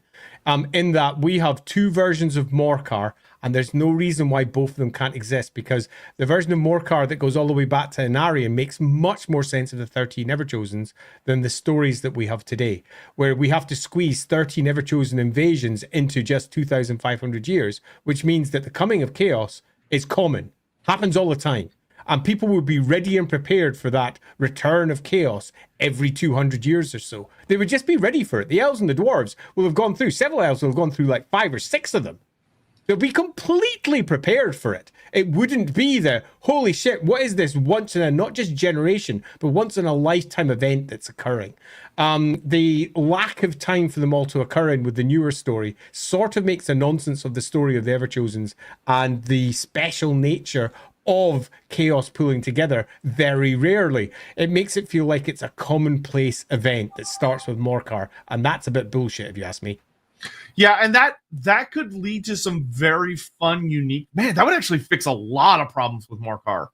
I'm just going to say, it's what LAWhammer does, but I'm not telling you the story of that. What? A LAWhammer spoiler? Sir, you have fallen. Yeah, I mean, there's not that many people on stream, and I know none of my players will be watching, but yeah, it's what LAWhammer does. Our Morkar's got an entire story in the LAWhammer version. I won't tell you what that one was if you haven't watched it yet, but his dad is not the dad most people expect. I don't know this man anymore. He is willingly just spewed out a LAWhammer spoiler. It's clearly an imposter. Bronx 1000. Seems after the Morothy 2 stream, your opinion on her in the end time story softened a bit. Any more thoughts on that? Will you admit Manfred's was good? So here's the thing. Brock. You sweet summer child. So there is a very notable difference between how do you feel about the end times as it was written versus if you were talking about a character and everything that's happened to them, can you make it work? Those are two completely different things. I hate the Morathi story that was written for the end times still. But I can make it work as something really, really fucking cool with gentle edits. But if I have to do a 10,000 gentle edits, that's more like a lot of massive amounts of editing. And I would need to do that to not hate a lot of those stories. Yeah, I think, Brock, our opinion can be summed up quite neatly. The end times are bullshit. They're bullshit both in terms of the execution and the need for them to exist in the first place. But the end times absolutely have happened and are absolutely canon. Our job is not to look at it and say, let's stop it. Our job is to look at it and say, how can we make this shit as cool as possible? And Morathi, part of the discussion there was looking at the story that had been presented and saying, given this is all true, what can we say about Morathi and her story? And what can we say that makes sense of it all? And it may have looked like our opinions had softened throughout the course of that stream. Our opinions stayed the same. But what didn't stay the same was the potential nature of what that story could be, because we talked out different versions of it that still stuck to the core of what the end times said, but added additional detail that made it feel real and made it feel like Morathi. And suddenly you start going, oh, this is cool. This is cool. I've said it before multiple times. I'm going to say it again as clearly as I can. I think the end times as a concept is great. I think the Warhammer world blowing up is cool as fuck because it's something that most settings don't do, which is blow themselves up and actually make an end. It's a story that has an end, and that's cool. I, however, think the way they did it was absolute bullshit. Yep. I'm not dissing the writers. They were in a hard place. Yeah. And no, Manfred's was terrible. Manfred got so brutally mishandled that it was just sad. Yeah. Lots of character assassination in the end times. Yep. Stephen Lucas, story, Morcar abandoned by the gods to be pro-Norsey after seeing mortals die as a cannon fodder against an elf god. That's the true reason Sigmar won. So, okay, if you were going to build a story connecting all the different threads, there's a lot of things you would need to play around with, because you would have, the reason I would actually really like this is, me and Andy, we've talked about on Lorebeards how Morcar was in the original Cataclysm story. When I went back and read it, I almost like threw up. I was laughing so hard at how stupid Morcar is in that story. Like, it is so lame. Morcar! Like, yeah, he literally just walks up and is like, woohoo, I'm Morcar, and Anarian immediately kills him. And it's like, wow, he's literally pointless. I don't understand why he's even in this story. It's because he should have had a nice build-up to show how he's basically being Worf from Star Trek, to show how powerful Anarian had become. They kill Morcar, but they hadn't really given Morcar enough of a build-up for you to realize how much of a big thing that was.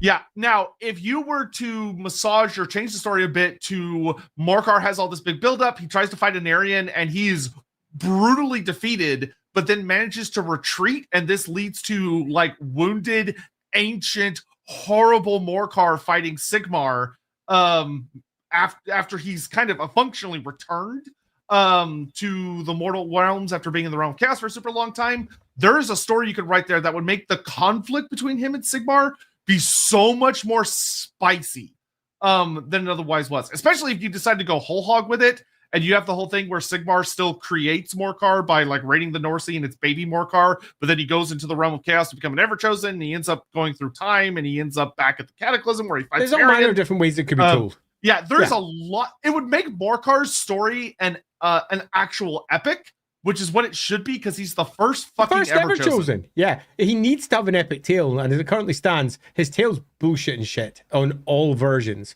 But all versions could be combined to make something particularly epic.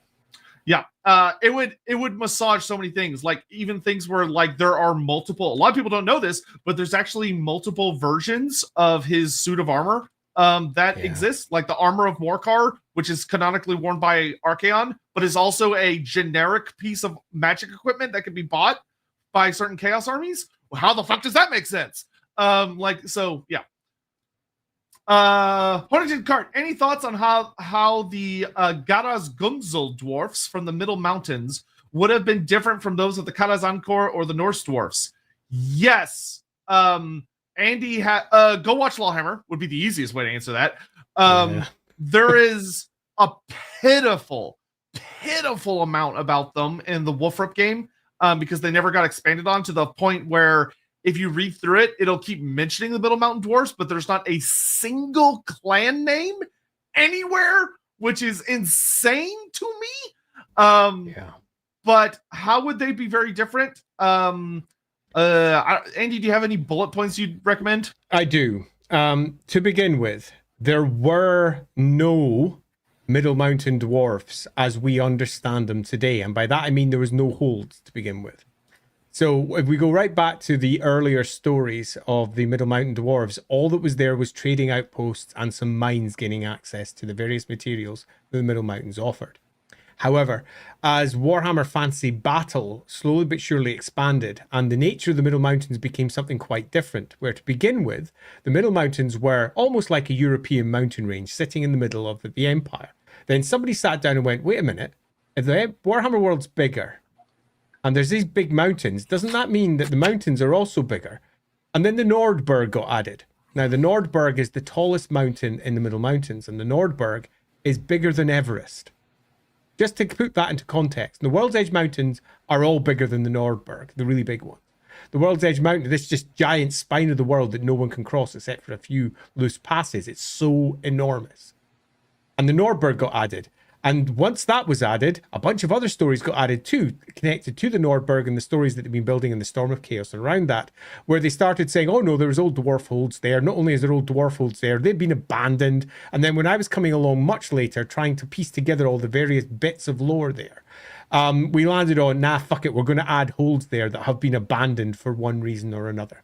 That was the general idea. And those holds largely didn't take part in the war against the elves. So the War of Vengeance was not a core component of what went down there. So there's one thing you could say. You could say the holds were abandoned at that time. You could say they were abandoned because of the Chaos Gate that was there. Less said about that, the better, if you don't know that story. But there's a Chaos Gate there too. And they were abandoned because of the evil that lies beneath, or whatever other stories you want to go with. But there was a bunch of holds in this area, and they have on later editions been detailed a little bit more deeply as you move into the roleplay game, where they discuss Carrick Skuga, for example. That's definitely there. Carrick Skuga is mentioned as an old hold. There's 4 or 5 holds in total that I can recall off the top of my head that are in the Middle Mountains, but the details for them in the actual printed material is almost nothing. So you can do whatever you want and you're not likely to contradict much.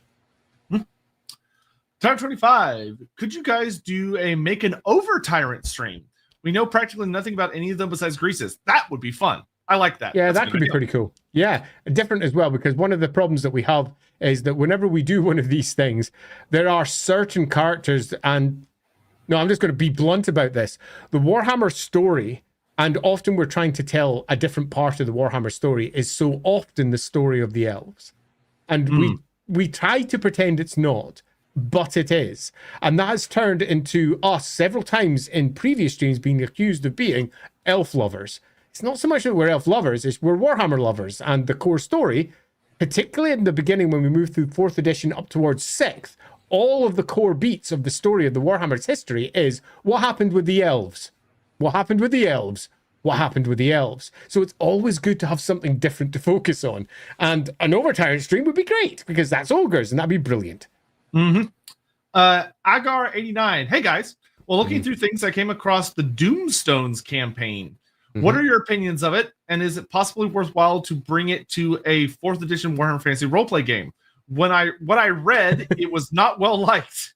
Hey, Agar, you're not wrong. It's not well liked by many, and that's because the tone of it doesn't feel as Warhammer as many people expect. And there's reasons for that if you go back and look into its history. I'm not going to delve deep into that because it's largely irrelevant. It's a bit more D&D in style. It was finished off by Hogshead Publishing because the last part of the campaign wasn't done by the original flame printing from Games Workshop. So Hogshead Publishing came along later and did a final part.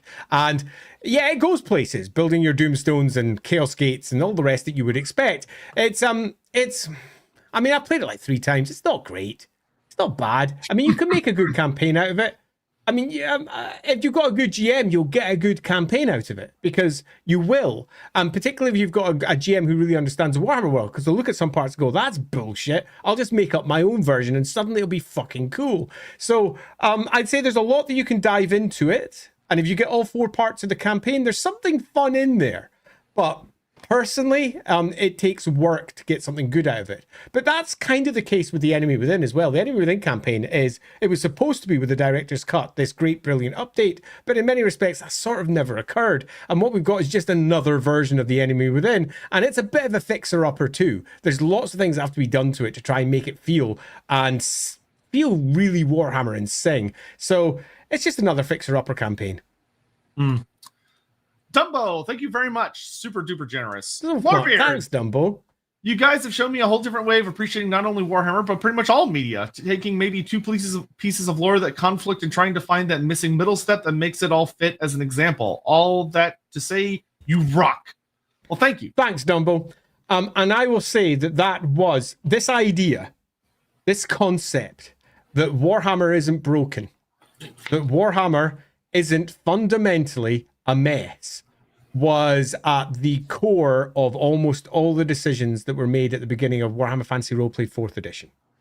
At that point, there was this great idea, this great concept that Warhammer 4th edition could be the edition that pulled everything together. And the core conceit of that, one of the very first decisions that were made, was to take the Enemy Within campaign of Warhammer Fantasy Roleplay 1st edition and show how that turned into the Warhammer world of 8th edition fantasy battle, and how those two worlds were not alien, and they looked alien. It's a completely different empire all the way back during 1st edition Warhammer. It's a completely different political setup. Carol Franz is different. None of it makes a great deal of sense. And the design goal at that point was to show how one moved to the other. There was a meeting that I had with Graham Davis, who was the writer who was responsible for a great deal of the update. And I sat down with him and I said, hey, Graham, you're redoing the Enemy Within campaign. He was like, yes, I am. And we're going to be organizing the last 2 books that are completely different. He said, yes, we are. And I said, I would like this to be the core goal, which is to show how Warhammer has always been Warhammer. And the 1st edition is not a different world to the 8th edition Warhammer. And he went, that is music to my ears. It's exactly what I want. I've always felt that Warhammer had become all of these different plot lines, all of these different timelines, and there's no reason why they couldn't all exist. And I was like, exactly. So let's make it work. And we sat down and we plotted out the entire campaign in a way that we thought was absolutely brilliant. A bit bonkers in places, but brilliant. And absolutely explained where Fantasy Battle 8th edition came from. And at the end of it, and it was almost like 9 months to a year worth of conversations, where we were calling each other every single week to nail it down. We were like, yeah, this is absolutely fucking cool. Now, is that the version that came out? No, it isn't, because I resigned from the job and I was going to be doing almost all the writing for it. So Graham's job was to show the 1st edition and pass the 1st edition over to me, and I was going to add in all the new material that we discussed. But I was no longer in that job, so that part never happened. So the Enemy Within didn't get that update, but the idea is still there, and it's an idea that Sotek and I have continued to run with, because we believe that the Warhammer setting kicks ass. For me, because Lorebeards got to inherit that, because that's purely an Andyism. I'll say that. That is an Andy Lawism that has wonderfully spread, and I think should be very core to everything that, I mean, not just Warhammer, but every fictional setting going forward. Because think about the amount of, I'm going to say it, the amount of time all of us nerds would waste having these pointless arguments about, no, your made-up bullshit thing written by some guy that has no idea what he's doing is wrong. My made-up bullshit thing written by a guy that I read first, therefore is the version I'm emotionally attached to, is right.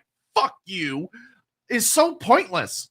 When we could have just gone, how can we make these work and also like put our own spin on the story and like use some critical thinking in a way that allows communities to celebrate the things that they love rather than fight over it.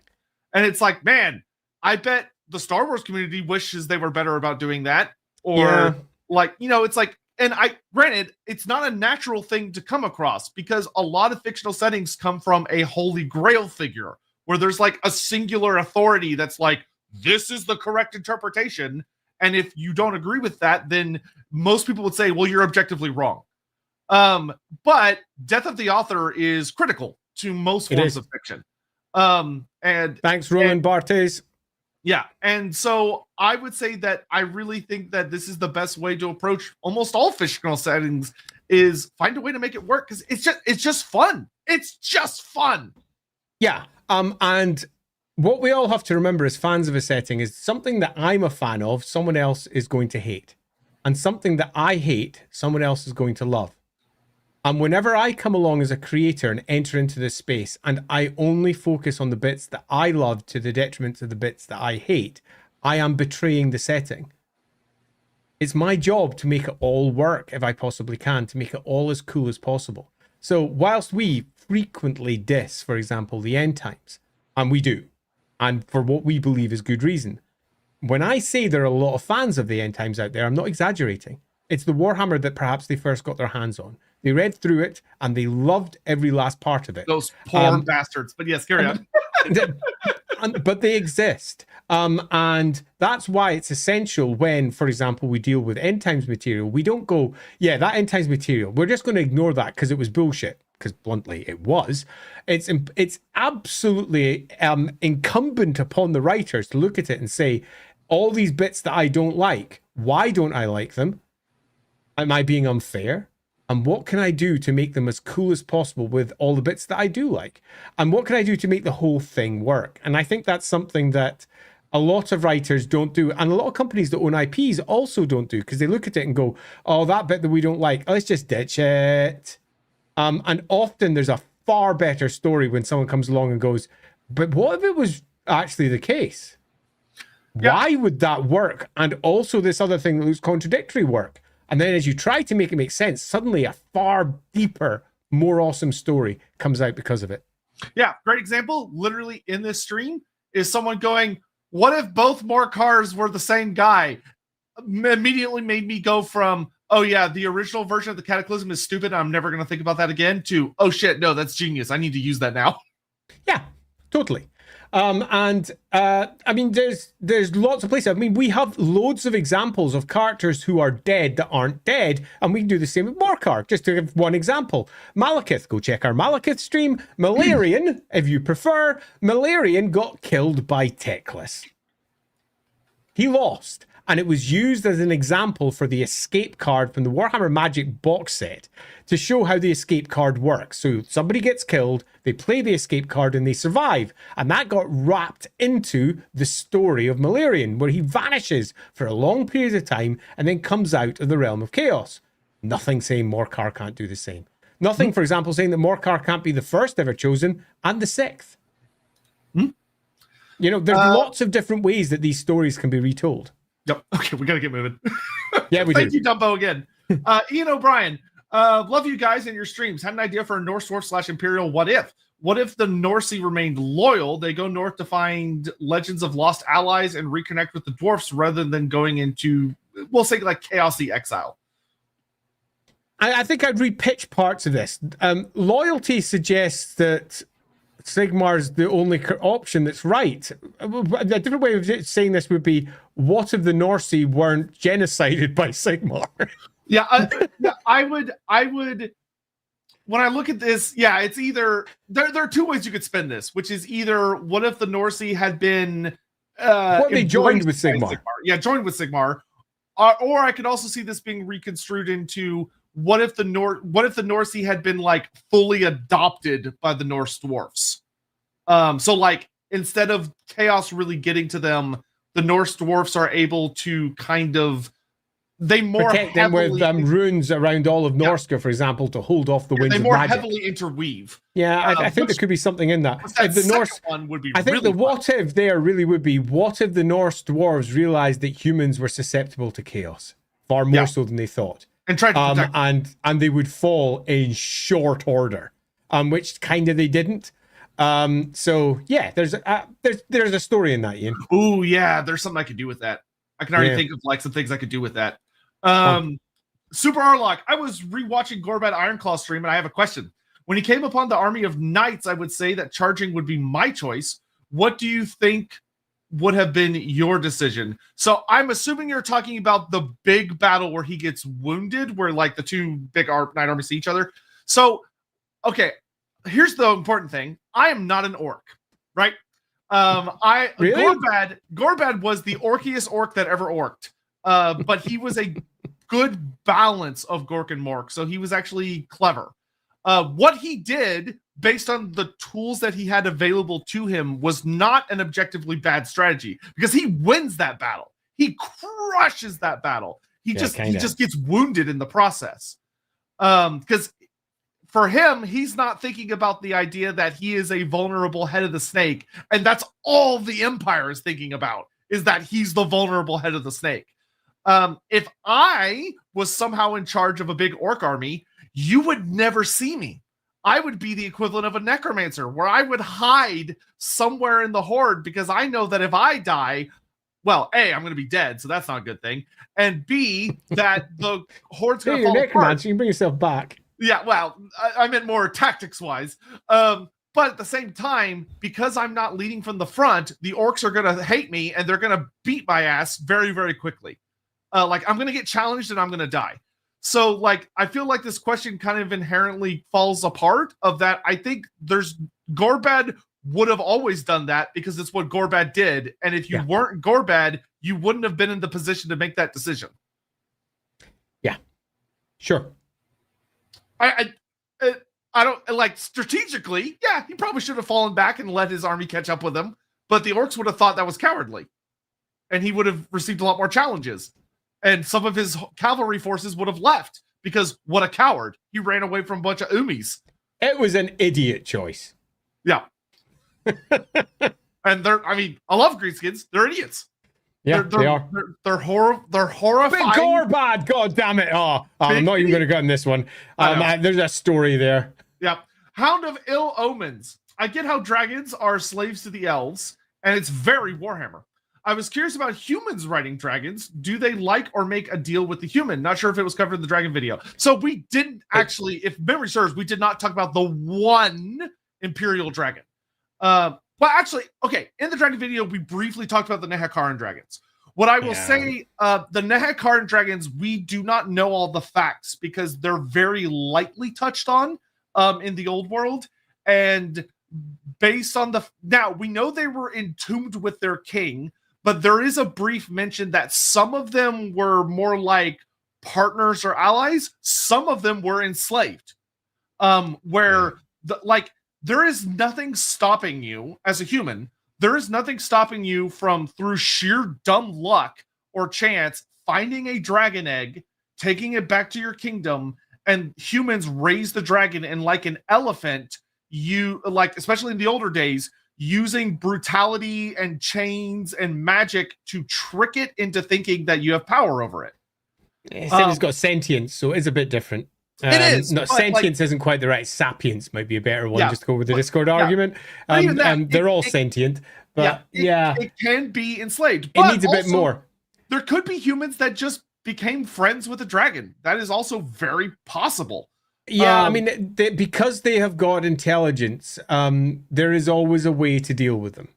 Yeah. But the few examples that we have from the various editions of Warhammer generally fall back on one of the following. One, you make pals with it some way or another and convince it to join you because of personal reasons, whatever the story at hand is. There you go. There's one way that a dragon might work on side, but they tend not to have riders. They tend to be dragons that just turn up, wild dragons that join your side for one reason or another. Where there's actual riders, you tend to find that it falls back on the old Storm of Magic answer, which is high magic, and they are controlled, often by the Amber Wind, where they take control of giant creatures and bind them to their will as magic waxes powerfully. Yeah, but God help you with the Magic Queens. Yeah, but given that many of the older dragons are also magic users, it's just not easy. It's just not easy. But that's generally how it's done because they are intelligent, clever creatures. And unless they're young, and often young isn't what you're thinking. What you mean, like 10 years old? No, like young, like 100, a couple of 100 years old, which is why the raising it from an egg often doesn't work in practice. Because dragons are a long-lived species. It takes a long time for a dragon to reach maturity, to be actually useful. By the time that it does that, you and your cunning plan have come to an end and you're dead. And your grandson's going, well, we've still got a pretty big dragon here. We're not dealing with dragons like we see in, for example, Game of Thrones, where they're within just a couple of years, enormous creatures. These are creatures that grow up over a very long period of time, unless they've got a lot of magic around, which they can grow fat on. Yeah, because I think there's even like a goofy ass timeline thing where like someone in GW tried to give a timeline of when the Imperial Dragon was found, and it's it's insanely young. Like, it's just daft. And plus, it's meant to be a great Imperial dragon at that. It was originally supposed to be one of the old ones. Yeah, the whole thing doesn't make sense when you look at it. It was a poor putting together an attempt to make Karl Franz the god's gift to all humans more time. I'll add like 3 or 4 fun little notes of that. Imperial Dragon, as far as the rules were concerned, can only ever be written by Karl Franz, which implies that there is a relationship there, which is interesting, especially if you go with the idea that the Imperial Dragon is an Empire class dragon, meaning it's really, really, really old. Maybe there's a fun, cutesy little story there. Who knows? Make your How to Train a Dragon story about young Karl Franz stumbling into a place he's not supposed to be in the Imperial Zoo. Woohoo! Second, Chaos has actually some really good lore about Chaos Dragons and how the various Chaos Lords and Chaos Sorcerer Lords bargain with them. Some of them are dominated. Some of them they make a pact where the dragon gets something in exchange. Some of them are a god compels them. There are different answers there.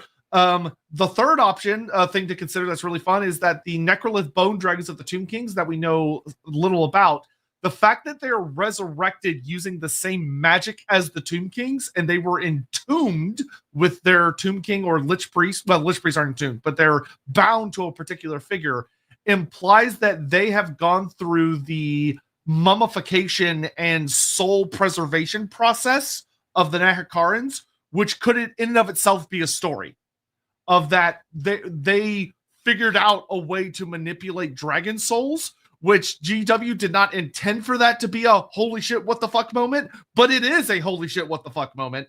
And I'd love to see that expanded on the roleplay game for the old world at some point. I'm just going to bring up this one from Great Book of Judges as well, Carmine Dragon. It's worth noting that Elspeth and her dragon are not, strictly speaking, part of Warhammer Fantasy as we understand it, Fantasy Battle that is. It was from an additional book, Tamarkin, that was added on top of the official line. In many respects, it's an unofficial addition from, well, Forge World. So it's not part of Warhammer Fantasy Battle's line, which is why when we're just talking about the strict part that comes from Warhammer Fantasy Battle, we generally don't talk about this one at all because it came from a single book that wasn't part of the official line. But the Carmine Dragon is a great example of another way of doing it. And again, probably bound by magic. Yeah, and to be very blunt, there would almost certainly be more wizard lords riding on dragons. Yeah. They're going to be all over the place. And I'm going to bring this back. It's canon to me. You know what? It's not just canon to me. All the Warhammer sources, as far as I'm concerned, are canon to me. But when we're discussing what Games Workshop takes as its core lore, as in what is Warhammer to Games Workshop, it's the battle game. That's it. Not the novels. I would be amazed to see not Forge World ever mentioned again. Not anything from Specialist Games, not from a Warhammer journal, or any of those things. Citadel journal, pardon me. Or any of the comics, or the computer games, or even the roleplay games. What is 100% definitely the case for Warhammer for them is the battle game as it currently stands. And as we move into a new era of a battle game, which is obviously the old world, that will become the new standard by which everything else is measured. And as we've discussed, the old world's running ramshot all over a whole bunch of bits of lore, particularly if we look at the very first book. We pretty much tore it a new one in terms of it being an example of an extension of the existing lore. It isn't, it's a rewrite. But that rewrite is going to become a fun rewrite, at least. Oh, a super fun one. Yeah, absolutely. Yeah. It's a rewrite, though. And that rewrite becomes the new standard by which everything else is measured. And whenever someone does a new adaptation, they'll be told, look at this, because that's what it is. And all of the older stuff will be now old and no longer a core component of what is considered Warhammer. Yeah. Meanwhile, me and Andy are rolling up our massaging sleeves. Going, we can make this all work together. Godric Grafted. Hello, gents. Do either of you think Alariel and Li Dao may have interacted when she performs her ritual every 10 years? Oh, at the little... So the little tower she goes to perform the big ritual that supposedly keeps... which does, but also plays a part in keeping Morslib at bay. Is more accurately on the southern coast of End, as opposed to, if memory serves, I think it's on the southern coast of End, not Koresh, which would mean that it is a long way away from Li Dao. Is it possible they've interacted? I suppose it's technically possible, but I would be really surprised if they had. Especially Alariel. Which means it'll probably be in the next book. Because as we've noted, Games Workshop absolutely adore bringing characters together that make no sense. I mean, before, for example, the old world, would we ever have said that Miao Ying was a frequent visitor to the old world, was best pals with Sigmar, and just generally was kicking around during all the core events over in the old world? The answer would have been, no, that's ridiculous. She sits in the Great Bastion doing Great Bastion things. What the fuck would she be doing in the old world? And the answer is having a right old time. So the answer to this is no, don't be daft, and it will be in the next book. I will say there is something. So the Dawn of the Storm Dragon, which covers these events, it does a perfectly fine job explaining why Miao Ying is there. However, the one thing it doesn't address, which is very funny to me, is why when Yuan Bo is figuring out which of his siblings needs to make a great epic journey across the ocean to go save the Empire, he very explicitly does not call upon Yin Yin the Sea Dragon. The obvious choice. Yeah, she gets talked about a bunch. He very deliberately does not talk to that sister and instead talks to Miao Ying and says, Miao Ying, I'll take your job for you. It's like, shouldn't you send Yin Yin? Like, the implication there that he just does not trust Yin Yin is so fucking funny to me. Like, she's still our best girl failure. She's still our best girl failure, and I love it. Yep. He's like, no, we're not sending Yin Yin. She'll bunk it up. We can't send Yin Yin. I love Yin Yin. I really wish they'd do more with her. Beerval, did ancient Nehekarans, when they were still human, worship non-Nehekaran gods like Raya and Mor, etc.? Who's to say they're not the same gods? Yeah, the easiest and most likely answer would be it's their interpretations of the gods. Now, which of those gods are the same gods as the ones up in the north? But I mean, some of them have got very clear and obvious connections. Some of them, you just reach the point where you're like, surely we can't have another god of death. I mean, how many is there? What the fuck's going on here? So there's clear and obvious connections between some. But it depends entirely on what your version of the explanation for the gods is. If you're going with these are all separate pantheons doing all their own separate things, then the answer here is no, they did not worship any of those gods at all. They had their own pantheon. If instead your answer is that there are universal constant gods across Warhammer and they are all understood in different ways by different cultures and different societies, then all of them were already recognized, but probably under different names and with different myths attached to them. Probably because, according to the Nehekaran side of it, their gods were literally part of the initial war during the Cataclysm. They were there doing the thing, which both are super valid. Like they're and both are valid. Neither are correct because Games Workshop has said neither are correct, but they have definitely made clear intimations that sometimes they are entirely unique, discrete gods, particularly if we look at the end times. But at other points, they've made clear intimations it's the same god, just under a different name. And the reason for this complete disparity in explanation is different writers have got their own views. And they have imposed their views in whatever it is they're writing. It's their job to create something cool and new for Warhammer, and they do. But often what they create contradicts what other writers have created. So as it stands, you can go in any direction you want with this, and you are not, strictly speaking, wrong. Warrington Crescent, I believe that the end times happening meant Warhammer ended as it began, stealing from Moorcock. In many respects, Mornington Crescent, you're not wrong. Moorcock, unlike Games Workshop, did a fine example of the end kinds when chaos took over the world and destroyed the world that had been carved from chaos. In Moorcock's version of it all, the chaos was their initial starting point, and the rationality of people moved into it. And as they moved into the chaos, their minds solidified it all because they were rational thinking entities. When you crossed over the hill, there had to be something on the other side, and they saw it. There's a story about Earl Aubeck, or Aubeck, depending on which one you go for, where that's this directly explained. And in, for example, one of the core worlds, Elric's world, chaos literally sits at the periphery and almost like a flat earth. But if you go out to the edge, it's pure chaos. Because it has yet to have anyone go that far yet and define what it is. But in that world, Age of Sigmar just stole more and more cock stuff. But Age of Sigmar is hilarious to me because whenever I read it, I'm like, oh yeah, I see what you're doing there. And in that particular sphere, because in the Eternal Champion books, it's the Million Spheres, all the different spheres of reality. And yes, I know you're smiling because you're right to do so. And all the spheres of reality have the great conjunction, the conjunction of the Million Spheres, where all of them connect at one flashpoint to create the next version of reality that comes afterwards. And in one of the spheres, the one where Elric's from, they destroy the world. The Chaos Gods win, effectively. But then they don't because of the way that it ends with the Horn of Fate. And the new world is created afterwards. But yeah, it's chaos, the law, it's all stolen from elsewhere. And yeah, that's one way of interpreting the story. Yep. Darius Rose, is it possible that Kraken Rock the Black is just the last surviving true ancestor of all dragon ogres? And like dragons, they have multiple sired lineages. Almost assuredly. Yes. Unless GW somehow comes out to reveal that the dragon ogres multiply by like splitting their cells and like just producing like little copies of themselves, which is almost assuredly not how they breed, then he would have at the very least needed a female counterpart, and there likely would have been many more of them, and he's just the last surviving one, is almost assuredly the case. Yeah, it's just like in the real world, we've got this concept of mitochondrial Eve, as in everybody can trace their ancestry back to that because there was a tightening, a bottleneck in the human population in the world, probably because of a great disaster of some kind, whether it was a comet or a great supervolcano, whatever it was. It killed off most of humanity.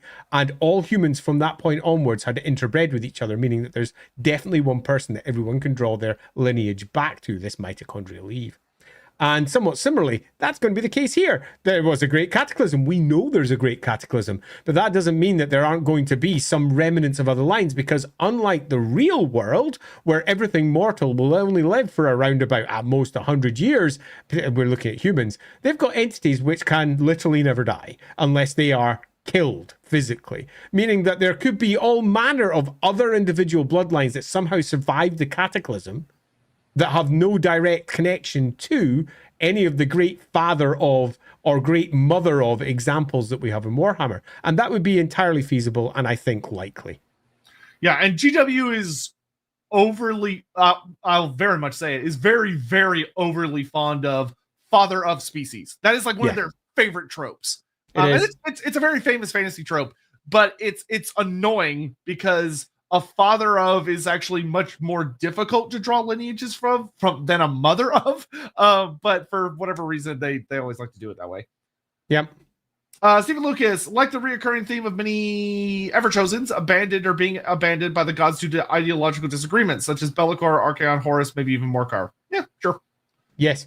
I mean, keeping the favorite before should be hard. It should be hard.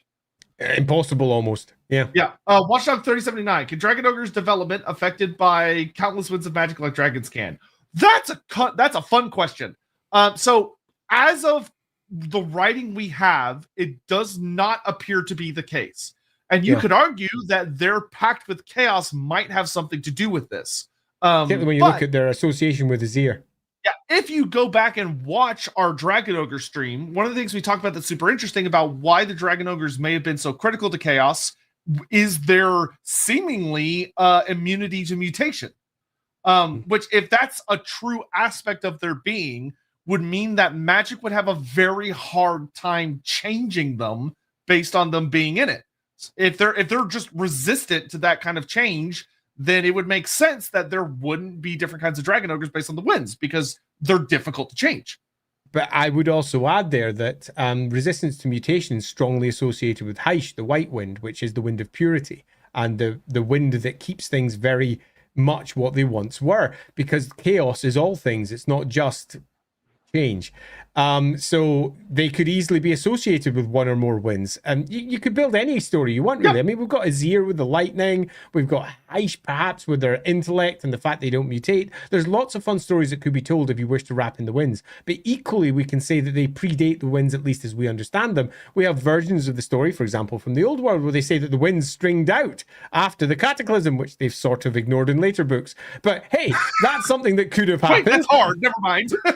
Because when you look at that, you realize that that story's kind of bullshit, given that there's almost certainly winds of magic before that time as well, when we look at some of the other stories. Dragon children. Pardon? Dragon children. The dragon children, exactly, who ruined that story entirely. But cut a long story short, the answer to this is no, they're not affected. Yeah, that's it. But the answer could also be that they might be. Another big difference is that you have to keep in mind the Dragon Ogres are sterile, and all of the Dragon Ogres that exist are all that will exist in fantasy. In Age of Sigmar, apparently they get the ability to have kids again. But in fantasy, there are no baby Dragon Ogres that can be like, because the dragons, if you go watch the stream where we talked about, a lot of it is that the egg or the baby dragon is saturating in magic and gets changed by it. The Dragon Ogres, all of them are already fully developed. There have been no new Dragon Ogres. Yeah, pretty much. Sticks and Stones. Following the Lizardman isolationist bit, I now want a floating temple city hovering around Cathay that's forgotten. They were originally hunting the Emperor and just trade while slapping Chaos Sea threats. Sure. In fact, Sticks and Stones, I think you've hit upon something that the setting often forgets. And that's that the Lizardman Empire was worldwide. Oh, yeah. Oh, that's like one of my biggest bugbears. I mean, it's worldwide. During the Cataclysm, it was worldwide. worldwide, which means that we would have things like this. Not necessarily this, but there would be abandoned floating temple cities in one part of the world. Or another part of the world would be a crashed remnant of something that come down during the cataclysm. But they forget that. They don't have the obvious story where somebody approaches a mountain, delving down inside it in the hope of getting a magical artifact, finding out that the mountain, in fact, is a crashed temple city from the cataclysm.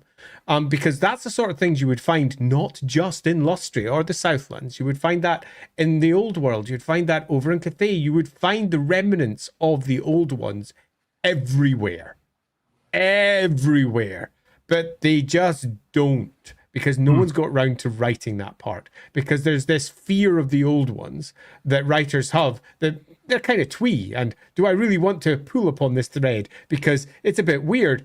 Occasionally a writer like Bill King comes along and does the techless thing and goes, fuck it, we're going to go through past of the old ones. We're going to do all sort of crazy stuff. And that's good as far as I'm concerned. The crazier aspects of Warhammer that occasionally pop out and go Trek and Felix are a good thing, I think. But most writers avoid this stuff like the plague because they get stuck in the grounded version of reality that the old world offers. So they go with this sort of more grounded Warhammer that forgets that it is a proper post-apocalyptic sci-fi setting. Yeah, it's like, especially when you keep in mind that the old ones were supposed to have built some kind of what would have looked like Lizardman architecture on every single nexus point in the geomantic web. Yeah, all of them. Which means that there's loads of them. Yeah. Now, a lot of them got repurposed by the elves. We know this. And they got turned into, for example, the waste stones and similar that are used to channel magic across the world to the great vortex over in Althwin, which sucks magic out of the world, ensuring that demons don't pop up everywhere. So we know that certain parts of it were reused, but reuse doesn't necessarily mean they destroyed it all and just put a little stone on top. No, it means that they took the stone on top while all the rest of it's still there, which means that you could look at the Empire maps with all of the herd stones, with all of the way stones that are marked and go, oh, this is everywhere that I should be placing some sort of old one device. Holy shit, there's loads of them. Yeah. Loads. Yep. Like, loads. Terrace Rose, like dragons, wiped out all the mountain-sized ones. Oh, yeah. Oh, like the Lizardmen. I mean, not the Lizardmen. Sorry, Dragon Ogres. Yeah. Dragon Ogres. Go check out our Dragon Ogre stream. It was one of our favorite ones. Yeah, it was fun. Like we do there's a great story for why Kraken Rock is the last, and it's very well supported by evidence and why they were desperate enough to make the bargain with Chaos in the first place. Dunadan or Dunadane probably finally got to chime in live. Well, welcome. Just wanted to say thanks to both of y'all for what you do, listening to two of you make this dark time much brighter. When Larlord stream, genuinely very soon, because of this book. Yeah, if I can get it. Because of this book, we're going to be talking about Larlorn really soon. Because Larlorn, something happens in this book that is really interesting, and I don't know where GW is going with it. So I want to talk about it with Andy and y'all, and that'll be coming up real soon. Chris99, hi guys, big fan of Lorebeards expanding into its own channel. Hope to see the bigger variety of guests and topics continuing. Haha, if only you knew. Also hoping for a Skarsnik or Night Goblin culture episode very soon. That would Skarsnik's going to happen at some fucking point. Yeah, that would be a super fun one. Yeah, there's a part of me that's a little surprised we haven't done Skarsnik yet. There's an infinite amount of shit to do. There's so much. We're sitting here 2 years later, my beard grayer going, there's so much cool shit to do. I know. Squirrel Squatty, the Wind Wolf Goddess of the Steppes was my favorite stream. 8 pups in control of the winds, armies using wind chimes and stuff to navigate the wind safely, / everything else was so cool. My headcanon is the runt of the litter felt chaos. Popular theory, I would say. Yeah, me too. And I thought that stream landed in a way that made me really happy that we were going to be doing more create your own style streams.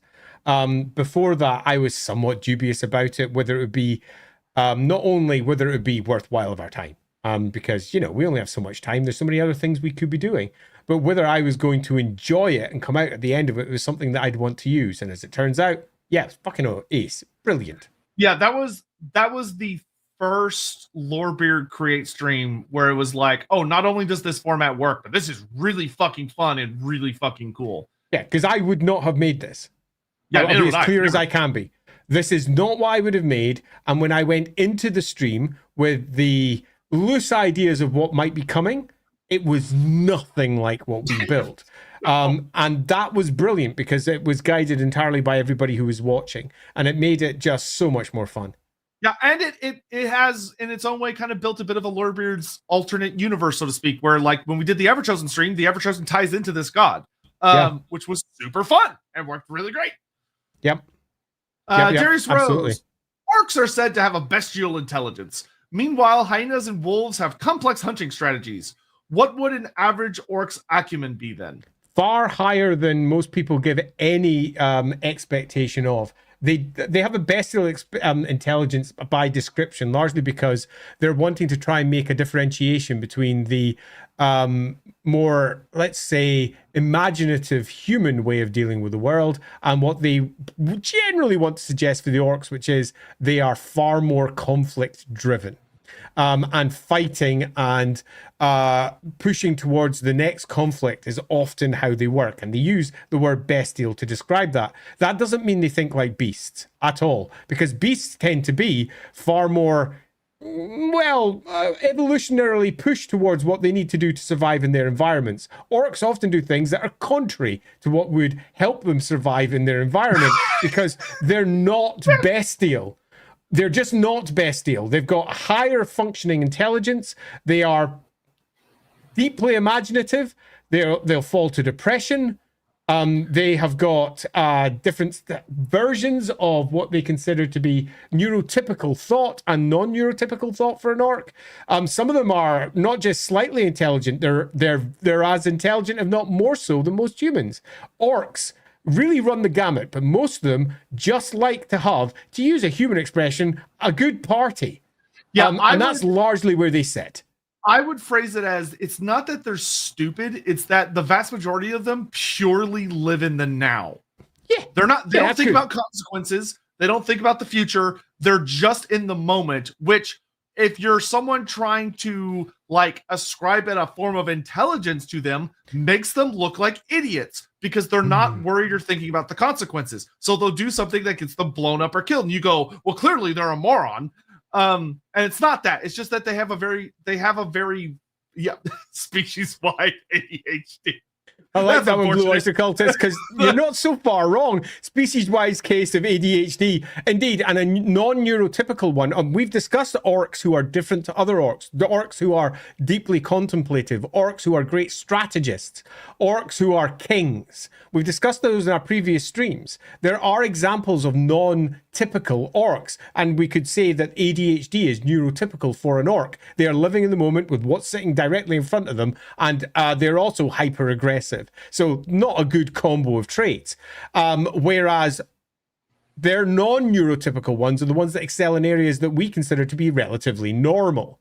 So yeah, there's lots of different ways to view them, but I definitely wouldn't take the word bestial and really run with that too far. I would suggest that bestial is nothing more than a quick code for creatures being what we would consider to be more brutal. Yeah. Krimgelto, Saring Doom. Hey, Krimgelto. So everything is canon if you want it to be. Yeah. So no, nothing is canon. I would actually argue. That's a way better way to put it. Yeah. Nothing is canon and everything is open to being used. And there is nothing in the Warhammer setting that Games Workshop won't rewrite if it benefits the next step in their gaming evolution. There are lots of things that they consider to be core and will never change. But trust me, I have heard that said about things that have changed multiple times over the course of the last so many decades. Nothing in Games Workshop's Warhammer Fantasy setting is immutable. Everything can be played with. Everything could change at a later date. So I would say nothing is canon. And what we think of as Warhammer, this great mixture of different versions of the lore, some of which we might like, some of which we might not like, all of that pulls together to create this almost shared consciousness version of Warhammer that in everybody's head is completely different. Nobody thinks of Warhammer as the same thing. What I think of Warhammer in my head is almost certainly different to some of the things that you think are important for Warhammer. It's all made up. Mm-hmm.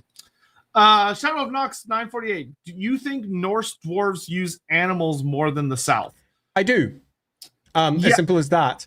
And not just simply because their holds are also on the surface. So they are already out in the open in a way that most other dwarfs aren't. Dwarves are often depicted having maybe mules to go down their mines because that works, right? But very rarely are they given much more in the way of deep use of animals. But because they've got parts of their holds that are on top, they're almost certainly going to have herds that they're using on top. Unlike, say, for example, the Norse tribes, they're going to be less affected by chaos and the coming of the winds of magic because they've got their great runic stones that protect all around their holds. So they've got a way of not just being more associated with animals, but also protecting them too. Yeah, I would say that based on the environment of Norska, things like fur and meat are going to be incredibly valuable. Protein, man. Protein. Got to remember as well, though, that they're also hunting in a way that other dwarfs aren't. They're out on the waters hunting down whales and similar large sea creatures. It's a core component of their life is the sea, the great frozen sea that they ply their great ships across. Yeah, is a part of their lifestyle. They're constantly fishing, which means that, loosely speaking, the answer to this is yes. Yeah. Now, what I will say is I don't think there would be cavalry. I don't think you would ever. No. No. God, please, it's just not dwarfy. Now, what I will say, this is a controversial opinion, but I'm going to say it anyway, is that the Monsters Arcanum did introduce the concept that there was ancient runic lore to bind certain creatures with runic collars, which would allow them to be controlled, which was designed for the shard dragons. Shard dragon. You could argue that the Norscan dwarfs still know how to do this, and they maybe have bound mammoths or some other large beastie that's native to Norska, and you could have fun with that. Just don't totally. put it I think that's a good fit. As long as the dwarf's not writing it, it's fine. Yep, I don't disagree. I hard agree to that. I think it's well worth it. And just to say, just one comment there from Magnus the Mad. I should have said donkeys actually, but mules are more common. Well, let's just get rid of that. There we go. Yeah, you think GW worries about the semantics of which horse people should have? Please. Skylar Martin. Sup, Lorebeards? Last night I was playing D&D and was wondering if Warhammer had a sword of life stealing, how would that work technically? We already have that. We actually have so many of those. The most famous is Blood Drinker. Again, Michael Moorcock. Okay, Mornblade and Stormbringer, okay, which literally is the sword that keeps Elric alive because Elric is an emaciated albino who can barely move. He takes this sword and he takes the soul of someone else and gets sucked into the sword and passes life on to him. Trust me when I say every early writer of Games Workshop read that, went fucking yes, and turned it into versions of vampire swords, an equivalent which suck the life out of one thing and give it to the wielder. We don't need to say how would it work. It just would. There's loads of them. Yeah, the most famous is Blood Drinker, which is Vlad von Karstein's sword, which is so silly. The fact that he's like, well, it would take me 5 seconds to drink somebody's blood, so I'm just going to stab this guy and vacuum it up with my sword. But yeah. Dumbo, if Moore hates undead and necromancers for stealing souls, shouldn't Morians be as proficient in killing demons as they are at killing undead? Why? Dumbo, that's my question. Why?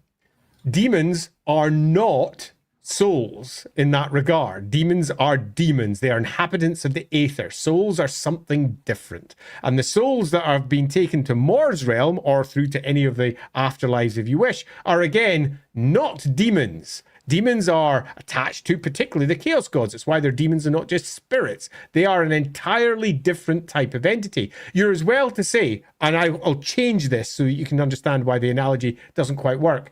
If Mor hates orcs and shamans for killing things, shouldn't Morians be as proficient at killing dragons as they are at killing undead, for example? There's just different things. And you need to use different words for them, and they already have existing different worlds. Now, does that mean that all Morian prayers wouldn't have an effect on all demons? No, there's going to be some crossover. There's always some crossover in the way that a fireball is going to work just as well on, for example, a human as it does an orc, because it burns them. So a whole host of Morian prayers that are designed to burn spirits, for example, would probably work in demons too.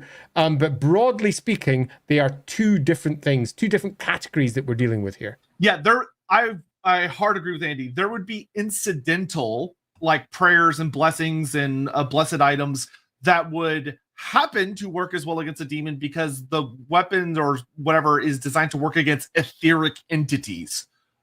So like if it works really, really good against like say a Cairn Wraith or a Hex Wraith, odds are it has a pretty good chance of also hurting a demon, depending on the demon in question. Because some demons are like once they're in reality, they're physical, like they're physical beings that are being kept there by an etheric process. And it's up to you to determine whether that prayer blessing might interrupt that process and therefore cause them harm, or whether they're too physical, therefore it won't work on them, where it would work on a ghost. It's just an example. Yeah, it's a complicated situation, but broadly speaking, it's not just they're different things. It's also, are they stealing souls? Is that just a belief? We've discussed this in previous streams about what necromancy actually is and what it does, particularly when you take a look into what, for example, Manfred von Karstein states when you move into, say, the Liber Necris, and what the different types of undead are. Many of them are not dealing with souls as we understand it at all. They're just the physical corpus part of it. So it's complicated in general. Yeah, and ultimately, demons, I would not consider demons to be soul thieves. They eat souls. That's true. But that would be like saying, can a Morian's prayer work on that wolf over there? Because that wolf ate somebody once. So therefore it ate their corpus, which is a part of the soul. So my anti-soul stuff should be able to work on that wolf. Yeah, it's just different stuff. No, I think that's taking it a step out of the boundary that you're working with. Yeah. There'll be some crossover. It's not an easy black and white situation, I would suggest. Yeah. Skylar Martin, how would the Warhammer world react to someone who worshipped every non-chaos/destruction god to some extent? Like an elf/human/dwarf praying to Tall, Mathlan, Grimnir, the Lady, etc. when appropriate. Meet the halflings. They're not praying, but acknowledging. Okay, I'm going to put it this way. If you had a character who was a gimmick, because this would be kind of gimmicky, who simply, whenever they hear of a god, they're like, holy shit, I'm going to do everything I can to like appease this god. And they're like, not in a form of like getting the god to kind of ignore me, because everybody does that. Like if you're a reasonable person in the Warhammer world, like a regular human being, and you're on a journey and you walk into a forest and there's somebody there that says, hey, there's a god of that forest. And when you pass through his forest, you're supposed to do X. If you're not stupid, you're going to do X because it might not be real, but better safe than sorry, right? Why risk it? Someone that's like an active, like trying to be a priest of every god they've ever heard of would be an insane person because there's impossible. So many contradictions. Yeah, I think, Skylar, your problem here in appreciating the Warhammer world, specifically when it comes to gods, is epitomized with a single word you deployed here, and that's worshipped. Because worship is not, strictly speaking, a proper Warhammer thing, in that most people don't bow down and worship one of the gods. What they do is they emulate them, or they try to gain their favor. You got to remember that these gods, most of them, don't demand worship. They don't demand that you go down on all fours and pray away or do any equivalent.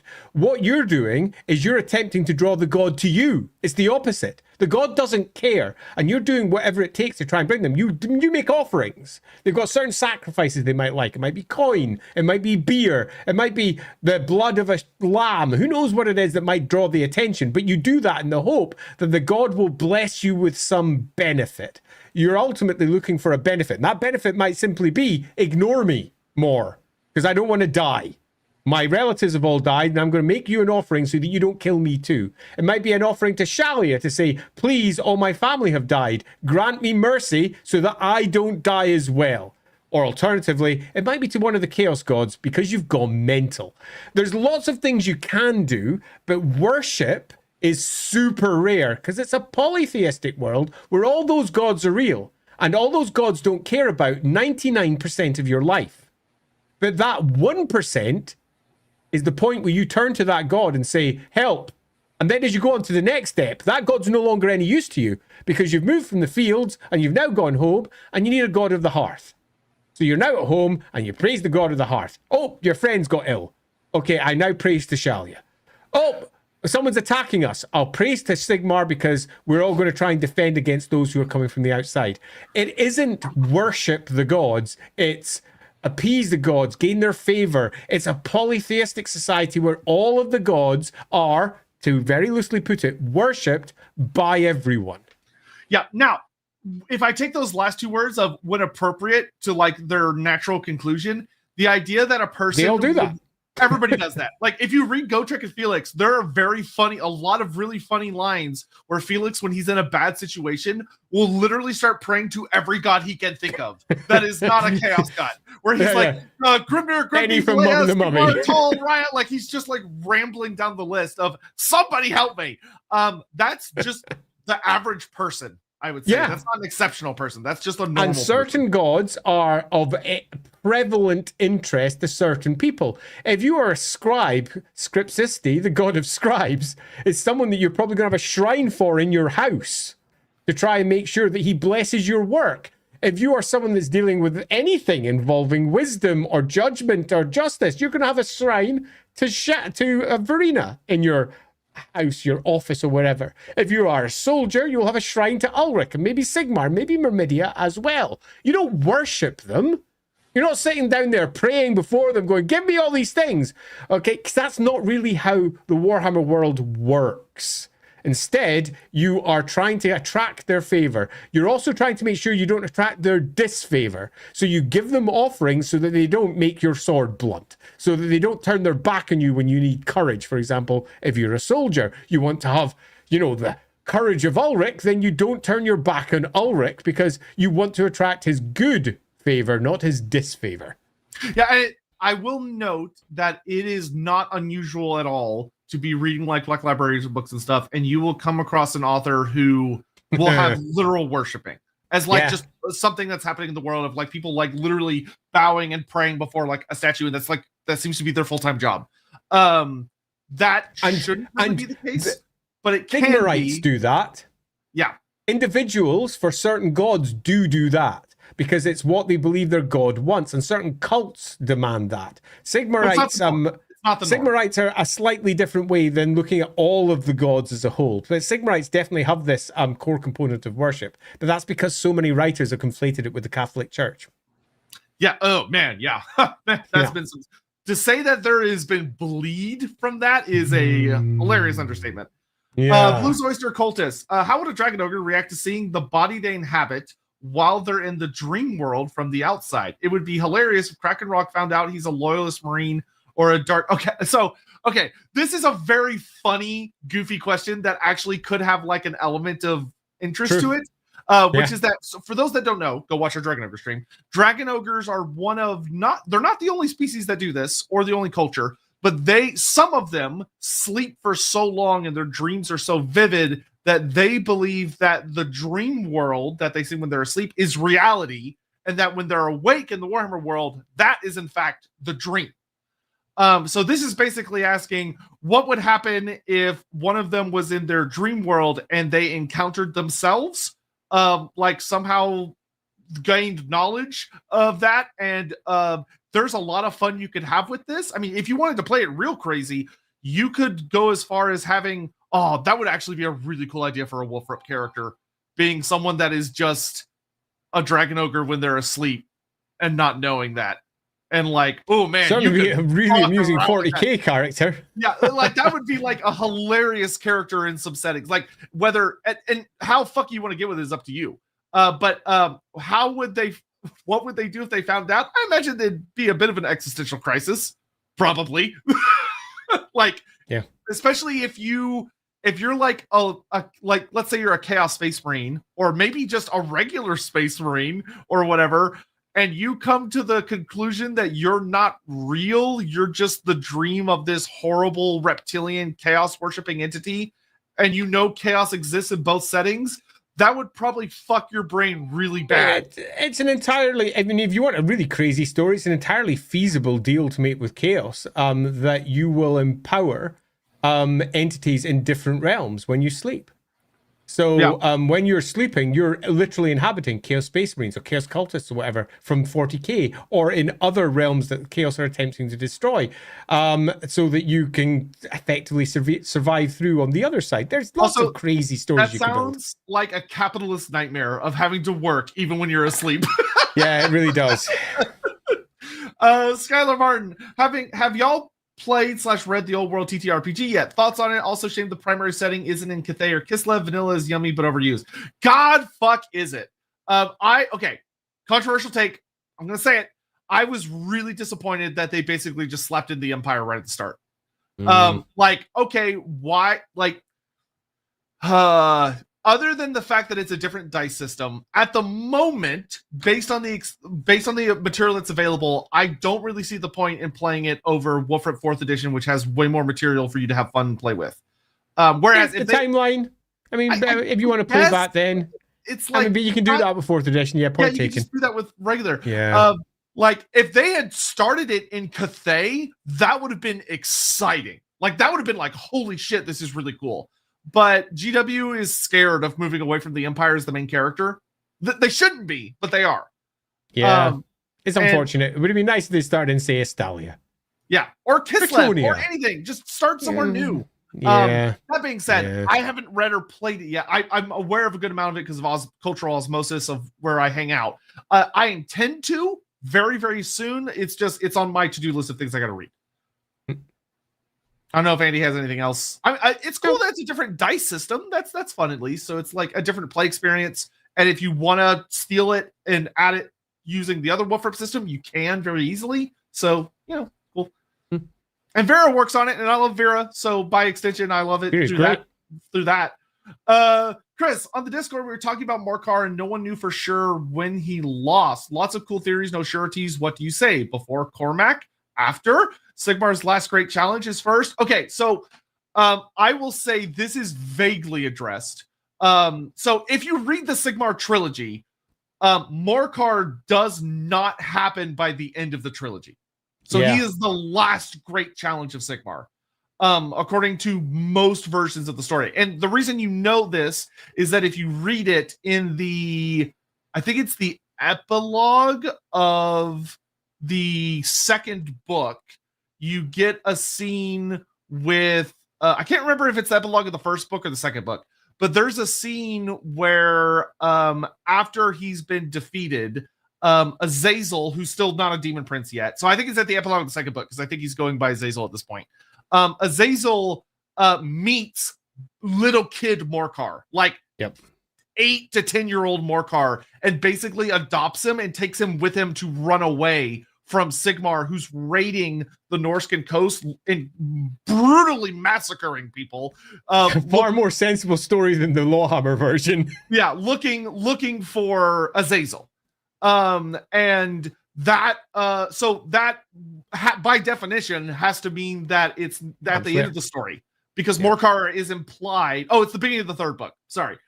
So it's implied that Morcar still needs to grow up and then become a threat to Sigmar later in his reign. The timing doesn't make any sense at all, because your average ever chosen is supposed to take something like 50 to 100 years to get to where they need to go. Yeah, which is why I'm suddenly such a huge fan of the idea that he goes to the realm of chaos and pops back in time. The whole thing is a little... I mean, I love Graham McNeil with a passion that I can barely describe on stream, but the Sigmar books make some pretty loose choices that don't make a great deal of sense when you compare it to the timelines required and the various other stories that are set around it. But that's okay, because he's telling a unique individual story. But if you want to use all of those books as canonical events, you are going to be dealing with a lot of contradictions to established lore that you'll find elsewhere. So I would generally say use them as inspiration for all your cool stories rather than a Bible, so to speak, of incontrovertible fact. Yeah, but most versions that I have ever read always very distinctly put Morcar as like the finale. Like he's the last big fight. Bones, what does society look like for Tomb Kings?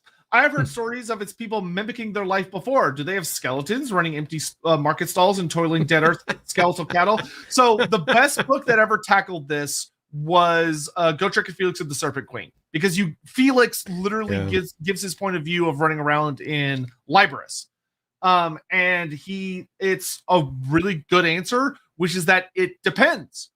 It depends on, and like Kalina talks about how different Tomb Kings handle the situation differently. Some of them, the way they cope with their situation, and is that they're infected by a madness where they act like they're still alive, and they make their servants aping life. I mean, they make their servants do the things that they would have done in life. So you would go through a market of people pretending to be like, if you were, it would look like they're pantomiming, like they're just going through the motions.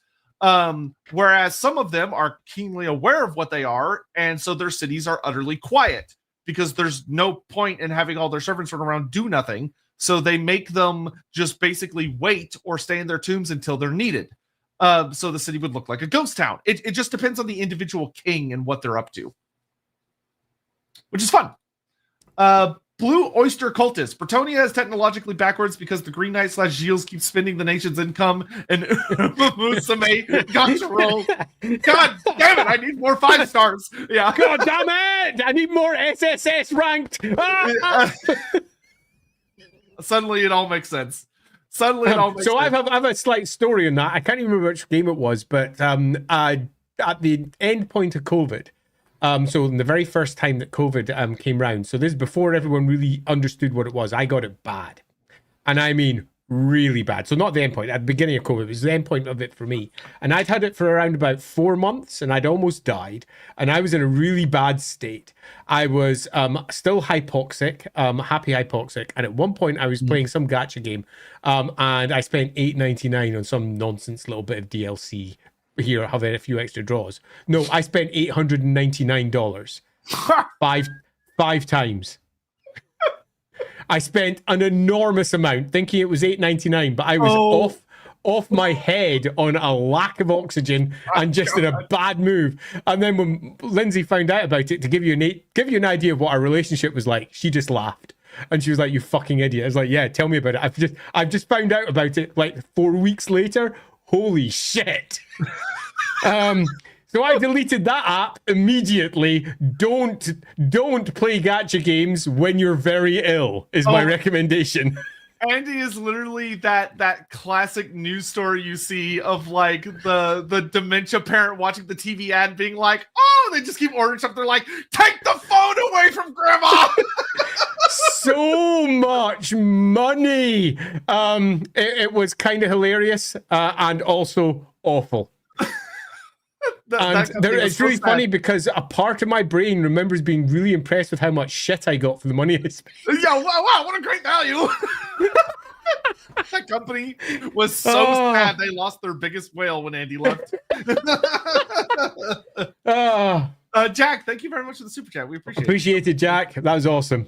Zalok, any personal favorite story arcs in the setting? So many. Yeah, so most. If I'm honest, Zylot, the stories that I like most are the ones that we build ourselves in our games. So when you play a game of Warhammer Battle and you've got your general who suffers a great loss or has a great victory, and you decide that the next army is going to be a bit different to accommodate what happened in the previous one, and you start telling stories. When your one Lizardman champion takes on an entire unit of slayers and somehow survives, those stories are often my favorite ones, and they are interestingly often some of the tales that then got translated into the big events of Warhammer. When at the studio a big event occurs and, I don't know, Be'lakor gets a rock in his head, or alternatively Skarsnip and Belagar have a big bash, and they require a map for that and a whole new story because of a battle they just playing Warhammer. But obviously as a role player, I've got far bigger, far deeper stories on top of that. So my first personal favorite ones are the ones we build ourselves. Yeah, and I have the problem that I know Andy also suffers from, which is that it's probably whichever one I just read the most recently. That's also true. So I'm like, true. This is the best thing ever. This will never be peaked. And then the next one is somehow better, and it just keeps happening. I just want to bring that one up. I know. And it wasn't once. 5 times, dude. 5 times. I'm shocked your bank wasn't like, "Are y'all okay? What is happening?" I don't know. They just let it go. That's so funny. To Tabam, completely forgot Saturday stream was a thing. Only this week and next week. And then it's only gone this week for a and while. next week. 2 bonus streams. But yes, you can catch it afterwards. Don't worry. It will still be up there. Yeah, we'll watch later. See you tomorrow for the 1% stream. The 1%. That's funny. Carrie, how did the High Elves Empire work? Like, as an empire, we know they had / have all these colonies, but what are the colonies doing / for? What's extracted? Resources. Yeah, wouldn't that be like a beautifully awesome, detailed book that we don't have? Okay, Carrie, it's not properly discussed, but we can make a few clear, obvious statements. One, they were spreading across the world so that they could bridge off of the geomantic web and reinforce the vortex and make it stronger. So they had a purpose. They had to get around the world. And there were certain points on that geomantic web that they had to control. So it was also a conquest, not just simply a move out and settle. Because there are certain areas where there were indigenous people that would not just give it up. So the High Elves took it. They are probably what remains of some of the more important colonies of elves to the state. And again, I'll make more than that. They're not High Elves. High Elves don't exist in this era. Just to make sure it's very clear. They're elves. That's it.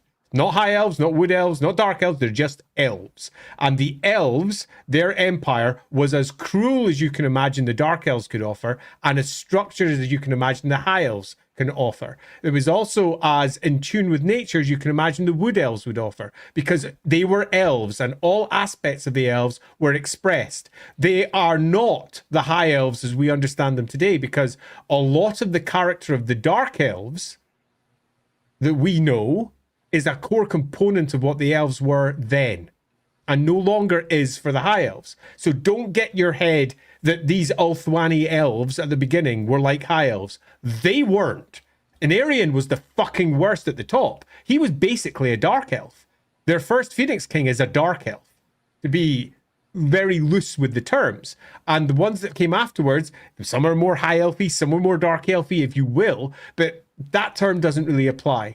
They were conquesting around the world to take control of important resources. Now, those resources might just have been magical ones for the geomantic web, for the vortex. It could have been stuff that they needed for their shards to create their soul stuff. There could have been all manner of shit. The story's not been told. But we know they encountered many others. They decided to nope out of the lizardmen and stay away from those fuckers. But they directly traded with and worked with the dwarves rather than turning their backs on them. And apparently they traded with and eventually split the sea up with the Cathaeans as well. So there's a whole thing going on there, but don't think of them like High Elves.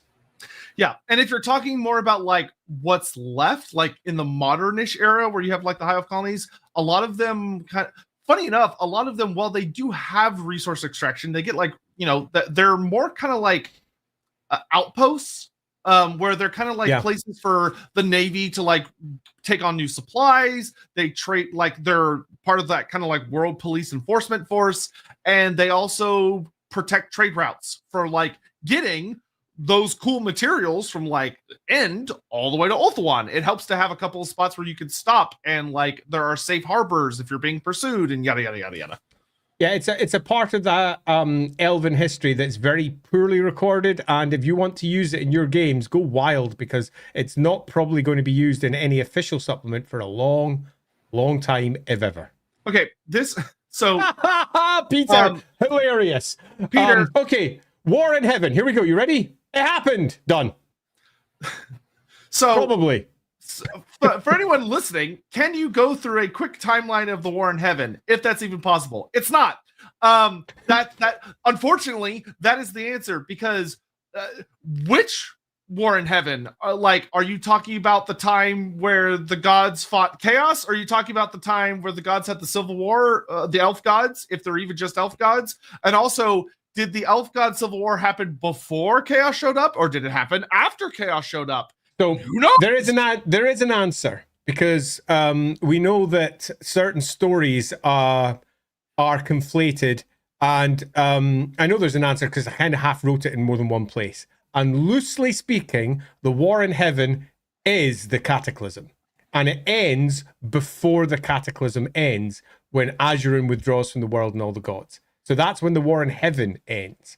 So the Cataclysm is at the start of it, And before the cataclysm comes to an end, the war in heaven has come to an end. We know that that's pretty much the case because I wrote that in. So the only thing I'll add to that is that... go. Yeah, the end times fucked that up. Yeah. Because the end times says it has nothing to do with chaos. Because they took the 40K one and then warped it. Yeah, 100%. So, but that's the bit I was about to move on to. After I wrote those bits, the end times occurred and they did something different. So there's more than... It's bullshit. Insane. It is so insane. It came from Lilith, which means it came from Ladriel, which means it's a lie. Yes. And because it's not actually Lilith, it's just Ladriel lying and saying she's a Lilith. Yeah, exactly. But... oh man! It's a mess. I actually messaged Andy about this just a little bit ago. I'm working on a video right now where I'm talking about everything there is ever written about the elf gods in Warhammer Fantasy, and it has been a clusterfuck. To say that it has been one of the most difficult things of research I have ever had to do. It is so bad and such a mess because the amount of times, especially God bless him, especially the amount of so I'm not blaming it all on him. I just know that he did a lot of the heavy lifting for it, which is that Josh Reynolds wrote a lot of the War in Heaven stuff for the end times. And the amount of times that he references something as if it's something that's been written, but then you realize that it hasn't, and he's referencing something that doesn't exist, probably in the hopes that he would get to expand on it later, but maybe himself. Not, is insane. And it makes all of it completely collapse in on itself because he didn't get to finish it before he left Black Library, and he doesn't work on Warhammer at all anymore. And once again, I'm not throwing shade at him. I'm just saying that this is a thing that makes it difficult, is that he does this a lot in the end times. He talked about it on his personal blog, where he makes a lot of references to things he would have liked to have written, but never did, and it never got published. And he just did that. Because the end times was so loosely edited, he kind of got away with it. Yeah. And it oh my God, it's horrible. It's genuinely horrible if you're trying to make sense of it. It's one of the least favorite parts I have for the end times, and I don't have many favorite parts. But if you go back to Warhammer Fantasy Roleplay 2nd edition, it's got a pretty clean when the gods left place, which is when Azurin returns, fights off the other gods, and the remaining Kadai and the lot are then sent away. That's it. We're done. Yeah, it works so much better, and also it gives like the elves something to do for like a lot of the cataclysm. Yeah. If you're running with the idea that the lizardmen were like bearing the brunt of the invasion, which all of the lore explicitly says. So it's like, well, what the fuck were the elves doing for the first few hundred years? If they're having a god war, well, then they're kind of busy. Yeah, and it's unfortunate because the lore that we have is fragmented, broken, and the answer to your question is ha ha ha ha ha ha, because there's not an answer. Yeah, sorry. That was the simple, easy version of the answer. Okay, given the time, we have about 5 to 7 minutes left. We have to power through that, as I said we would do earlier. We have to power through the next set. And just to make sure we've definitely said it, we're going to be moving over to Inside the Rookery afterwards, where we can discuss all manner of cool things about using theme in your rules and also your setting and pulling the whole thing together as one thing. A 1 hour chat's going to be absolutely awesome. And do make sure you turn up tomorrow for Morgiana Le Fay, where we are going to be diving deep into one of the cooler characters that Warhammer has to offer. She's definitely not an elf. Except she is. But yeah. And these are... So let's go. Let's get through the last couple. Yeah. Charles the K, if the Warhammer world was so much bigger, wouldn't that make a lot of the trade routes much more complicated? Yes. This book is the first ever book I've read that actually addresses that. It actually addresses that really well. And I was like, wow, they're explaining how trade routes work. This is cool. And surprisingly, the answer is, yeah, it's really complicated and it's really difficult. And I had a lot of fun with it. Hard recommend that book. We'll be doing a stream on it soon. I just noticed that we're almost at the end of the super chats already. That's just great. Yeah, it's almost like we planned it. We're doing brilliant. Look at that. Hi, all. Andy, since you play Paradox map games, Have Yes. you ever played Embanar? Super No, cool that's a mod, I homebrew believe. fantasy It is, setting yeah. in EU4, and as of today in Vic Oh, there you go. 3. Hashtag non-sponsored. No, I haven't. And should I? Omnicide, if it's good, I'm always willing to have a quick dive in. Having said that, though, at the moment, I don't need to be starting new games. I have so much on my plate to do. I mean, after this, I'm almost certain to be diving into editing a thing that I'm not allowed to talk about because I'm actually NDA'd. But a thing that I'm doing, which I need to be doing. I think there's a perfect time to also bring up our what's coming very soon. I think it's time. So we have an announcement that Announcements. If you've been paying attention or you're active in the LAWhammer Discord, which not everyone is, you've probably already seen it. But I'll just let Andy take it away.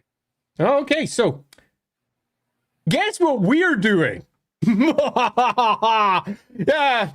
So you might know or you might not know that I tend to draw things sometimes, and this is one of the things what I have done draw. I have taken, and I'll probably do a blog post about this at some point, I have taken the various logos of Warhammer 40k, right through first edition through to the most recent editions, piled them all together and made our own Lorebeards one because we are heading forth on our new Lorebeards channel into an entirely different setting. We are moving into 40k. We are doing Lorebeards 40k as well. As to how we'll be doing that, we will be discussing it very soon. But yes, expect on a Lorebeards channel somewhere near you very soon all manner of 40k heresy heading in your direction. Yeah, so just like there have been, there's been a weekly Lorebeard episode for fantasy and all fantasy goodness, there will be a weekly 40k episode for all of your wonderful 40k goodness. So if you don't know 40k and you'd like to know more, now is the time, because we're going to be diving into that in depth, and we have got some pretty damn good experts to be discussing it all with you too. And let's be clear, this is not something that Sotek and I are going to be running, but that doesn't mean that Sotek and I will not be involved, because we can't help ourselves. Yeah, because spoilers, our knowledge of 40k is surprisingly dicks, and by which no, actually, mine's pretty decent. Okay, well, mine sucks. Yeah, so mine's. I'd say my 40k knowledge is at about 70% of my Warhammer knowledge. I could do a stream in it. So I just we'll be tend not to. But we're not going to be the primary hosts. There will be some new hosts, and stay tuned. Yeah, so this is going to be super fun. I spent a little bit too long drawing that Lorebeards 40k logo. It was super fun.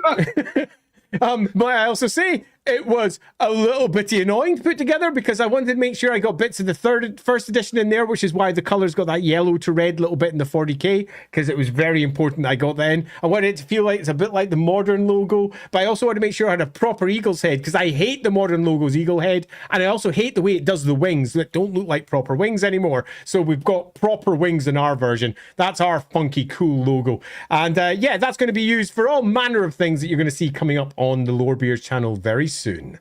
Yes, because yeah, Andy has an unhealthy obsession with logos, I will say, of like the second we talked about this many months ago, I think maybe like 2 hours past, he's like, what do you think of this as the first logo? It's like we literally are just spitballing this. Why? And it's done. Yeah, and Mr. Vorn, you are correct. The bullet holes represent Andy's frustration of putting together that logo.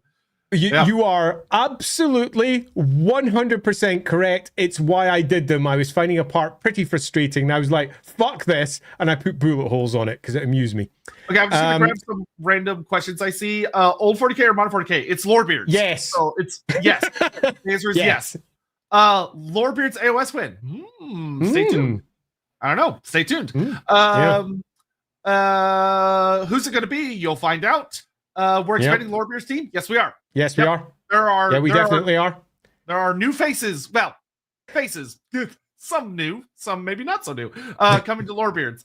And being actual official Lorebeards, and we hope y'all are excited for where we're taking the show. Because I'm super excited by it. But then again, I am a child, as you all know. Ricky Tatman, can't wait to tell you about how the Fey Enchantress killed our Chaos Lord's adopted son tomorrow. Oh dear. I'm looking forward to it, Ricky. In fact, if that's all we discuss throughout the course of our stream tomorrow, it will be fun. Will they have beards? Everyone has a beard, whether on the inside or the outside. Everyone has a lore beard. There's all manner of ways I could take that. Don't think about it too hard. Yeah. And that pretty much wraps us up for today with 2 minutes to spare. We've done well. So thanks all for your support over the course of the last 2 years. As you may note, we are about to move in a new direction. And that new direction is not in any way less than what we did before. Our Lorebeards, our fantasy Lorebeards, is continuing on exactly as it was before. What we're doing is we're offering a broader array of material. So if you want to learn about 40k, you can. If you don't watch it. That's okay. You can watch your own thing. If you watch it. But if you watch it, we'll be happy. But yeah, as we expand outwards and Lorebeards does other things, in no way does that mean that the Lorebeards that we've done is changing. We don't intend to change Lorebeards Fantasy. We enjoy it too much. Yeah. So, yeah, nothing here is going to change. We're still doing the same amount of shows and all that, so don't worry about that. Totally. Please stick around for the Rookery stream. We'd love to have you all join us. We're going to be raiding over there right now. Andy's typing in the raid on Twitch as I speak right now. I've already done it. There we go. And that should be launching. And if you're on YouTube, it'll automatically move you over, or there'll be like a little go now button. I've set those all up, regardless if you're on the Lorebeards or the LAWhammer channel. So enjoy the show, and we will see you all tomorrow. You certainly shall. Until then, bye-bye. Bye.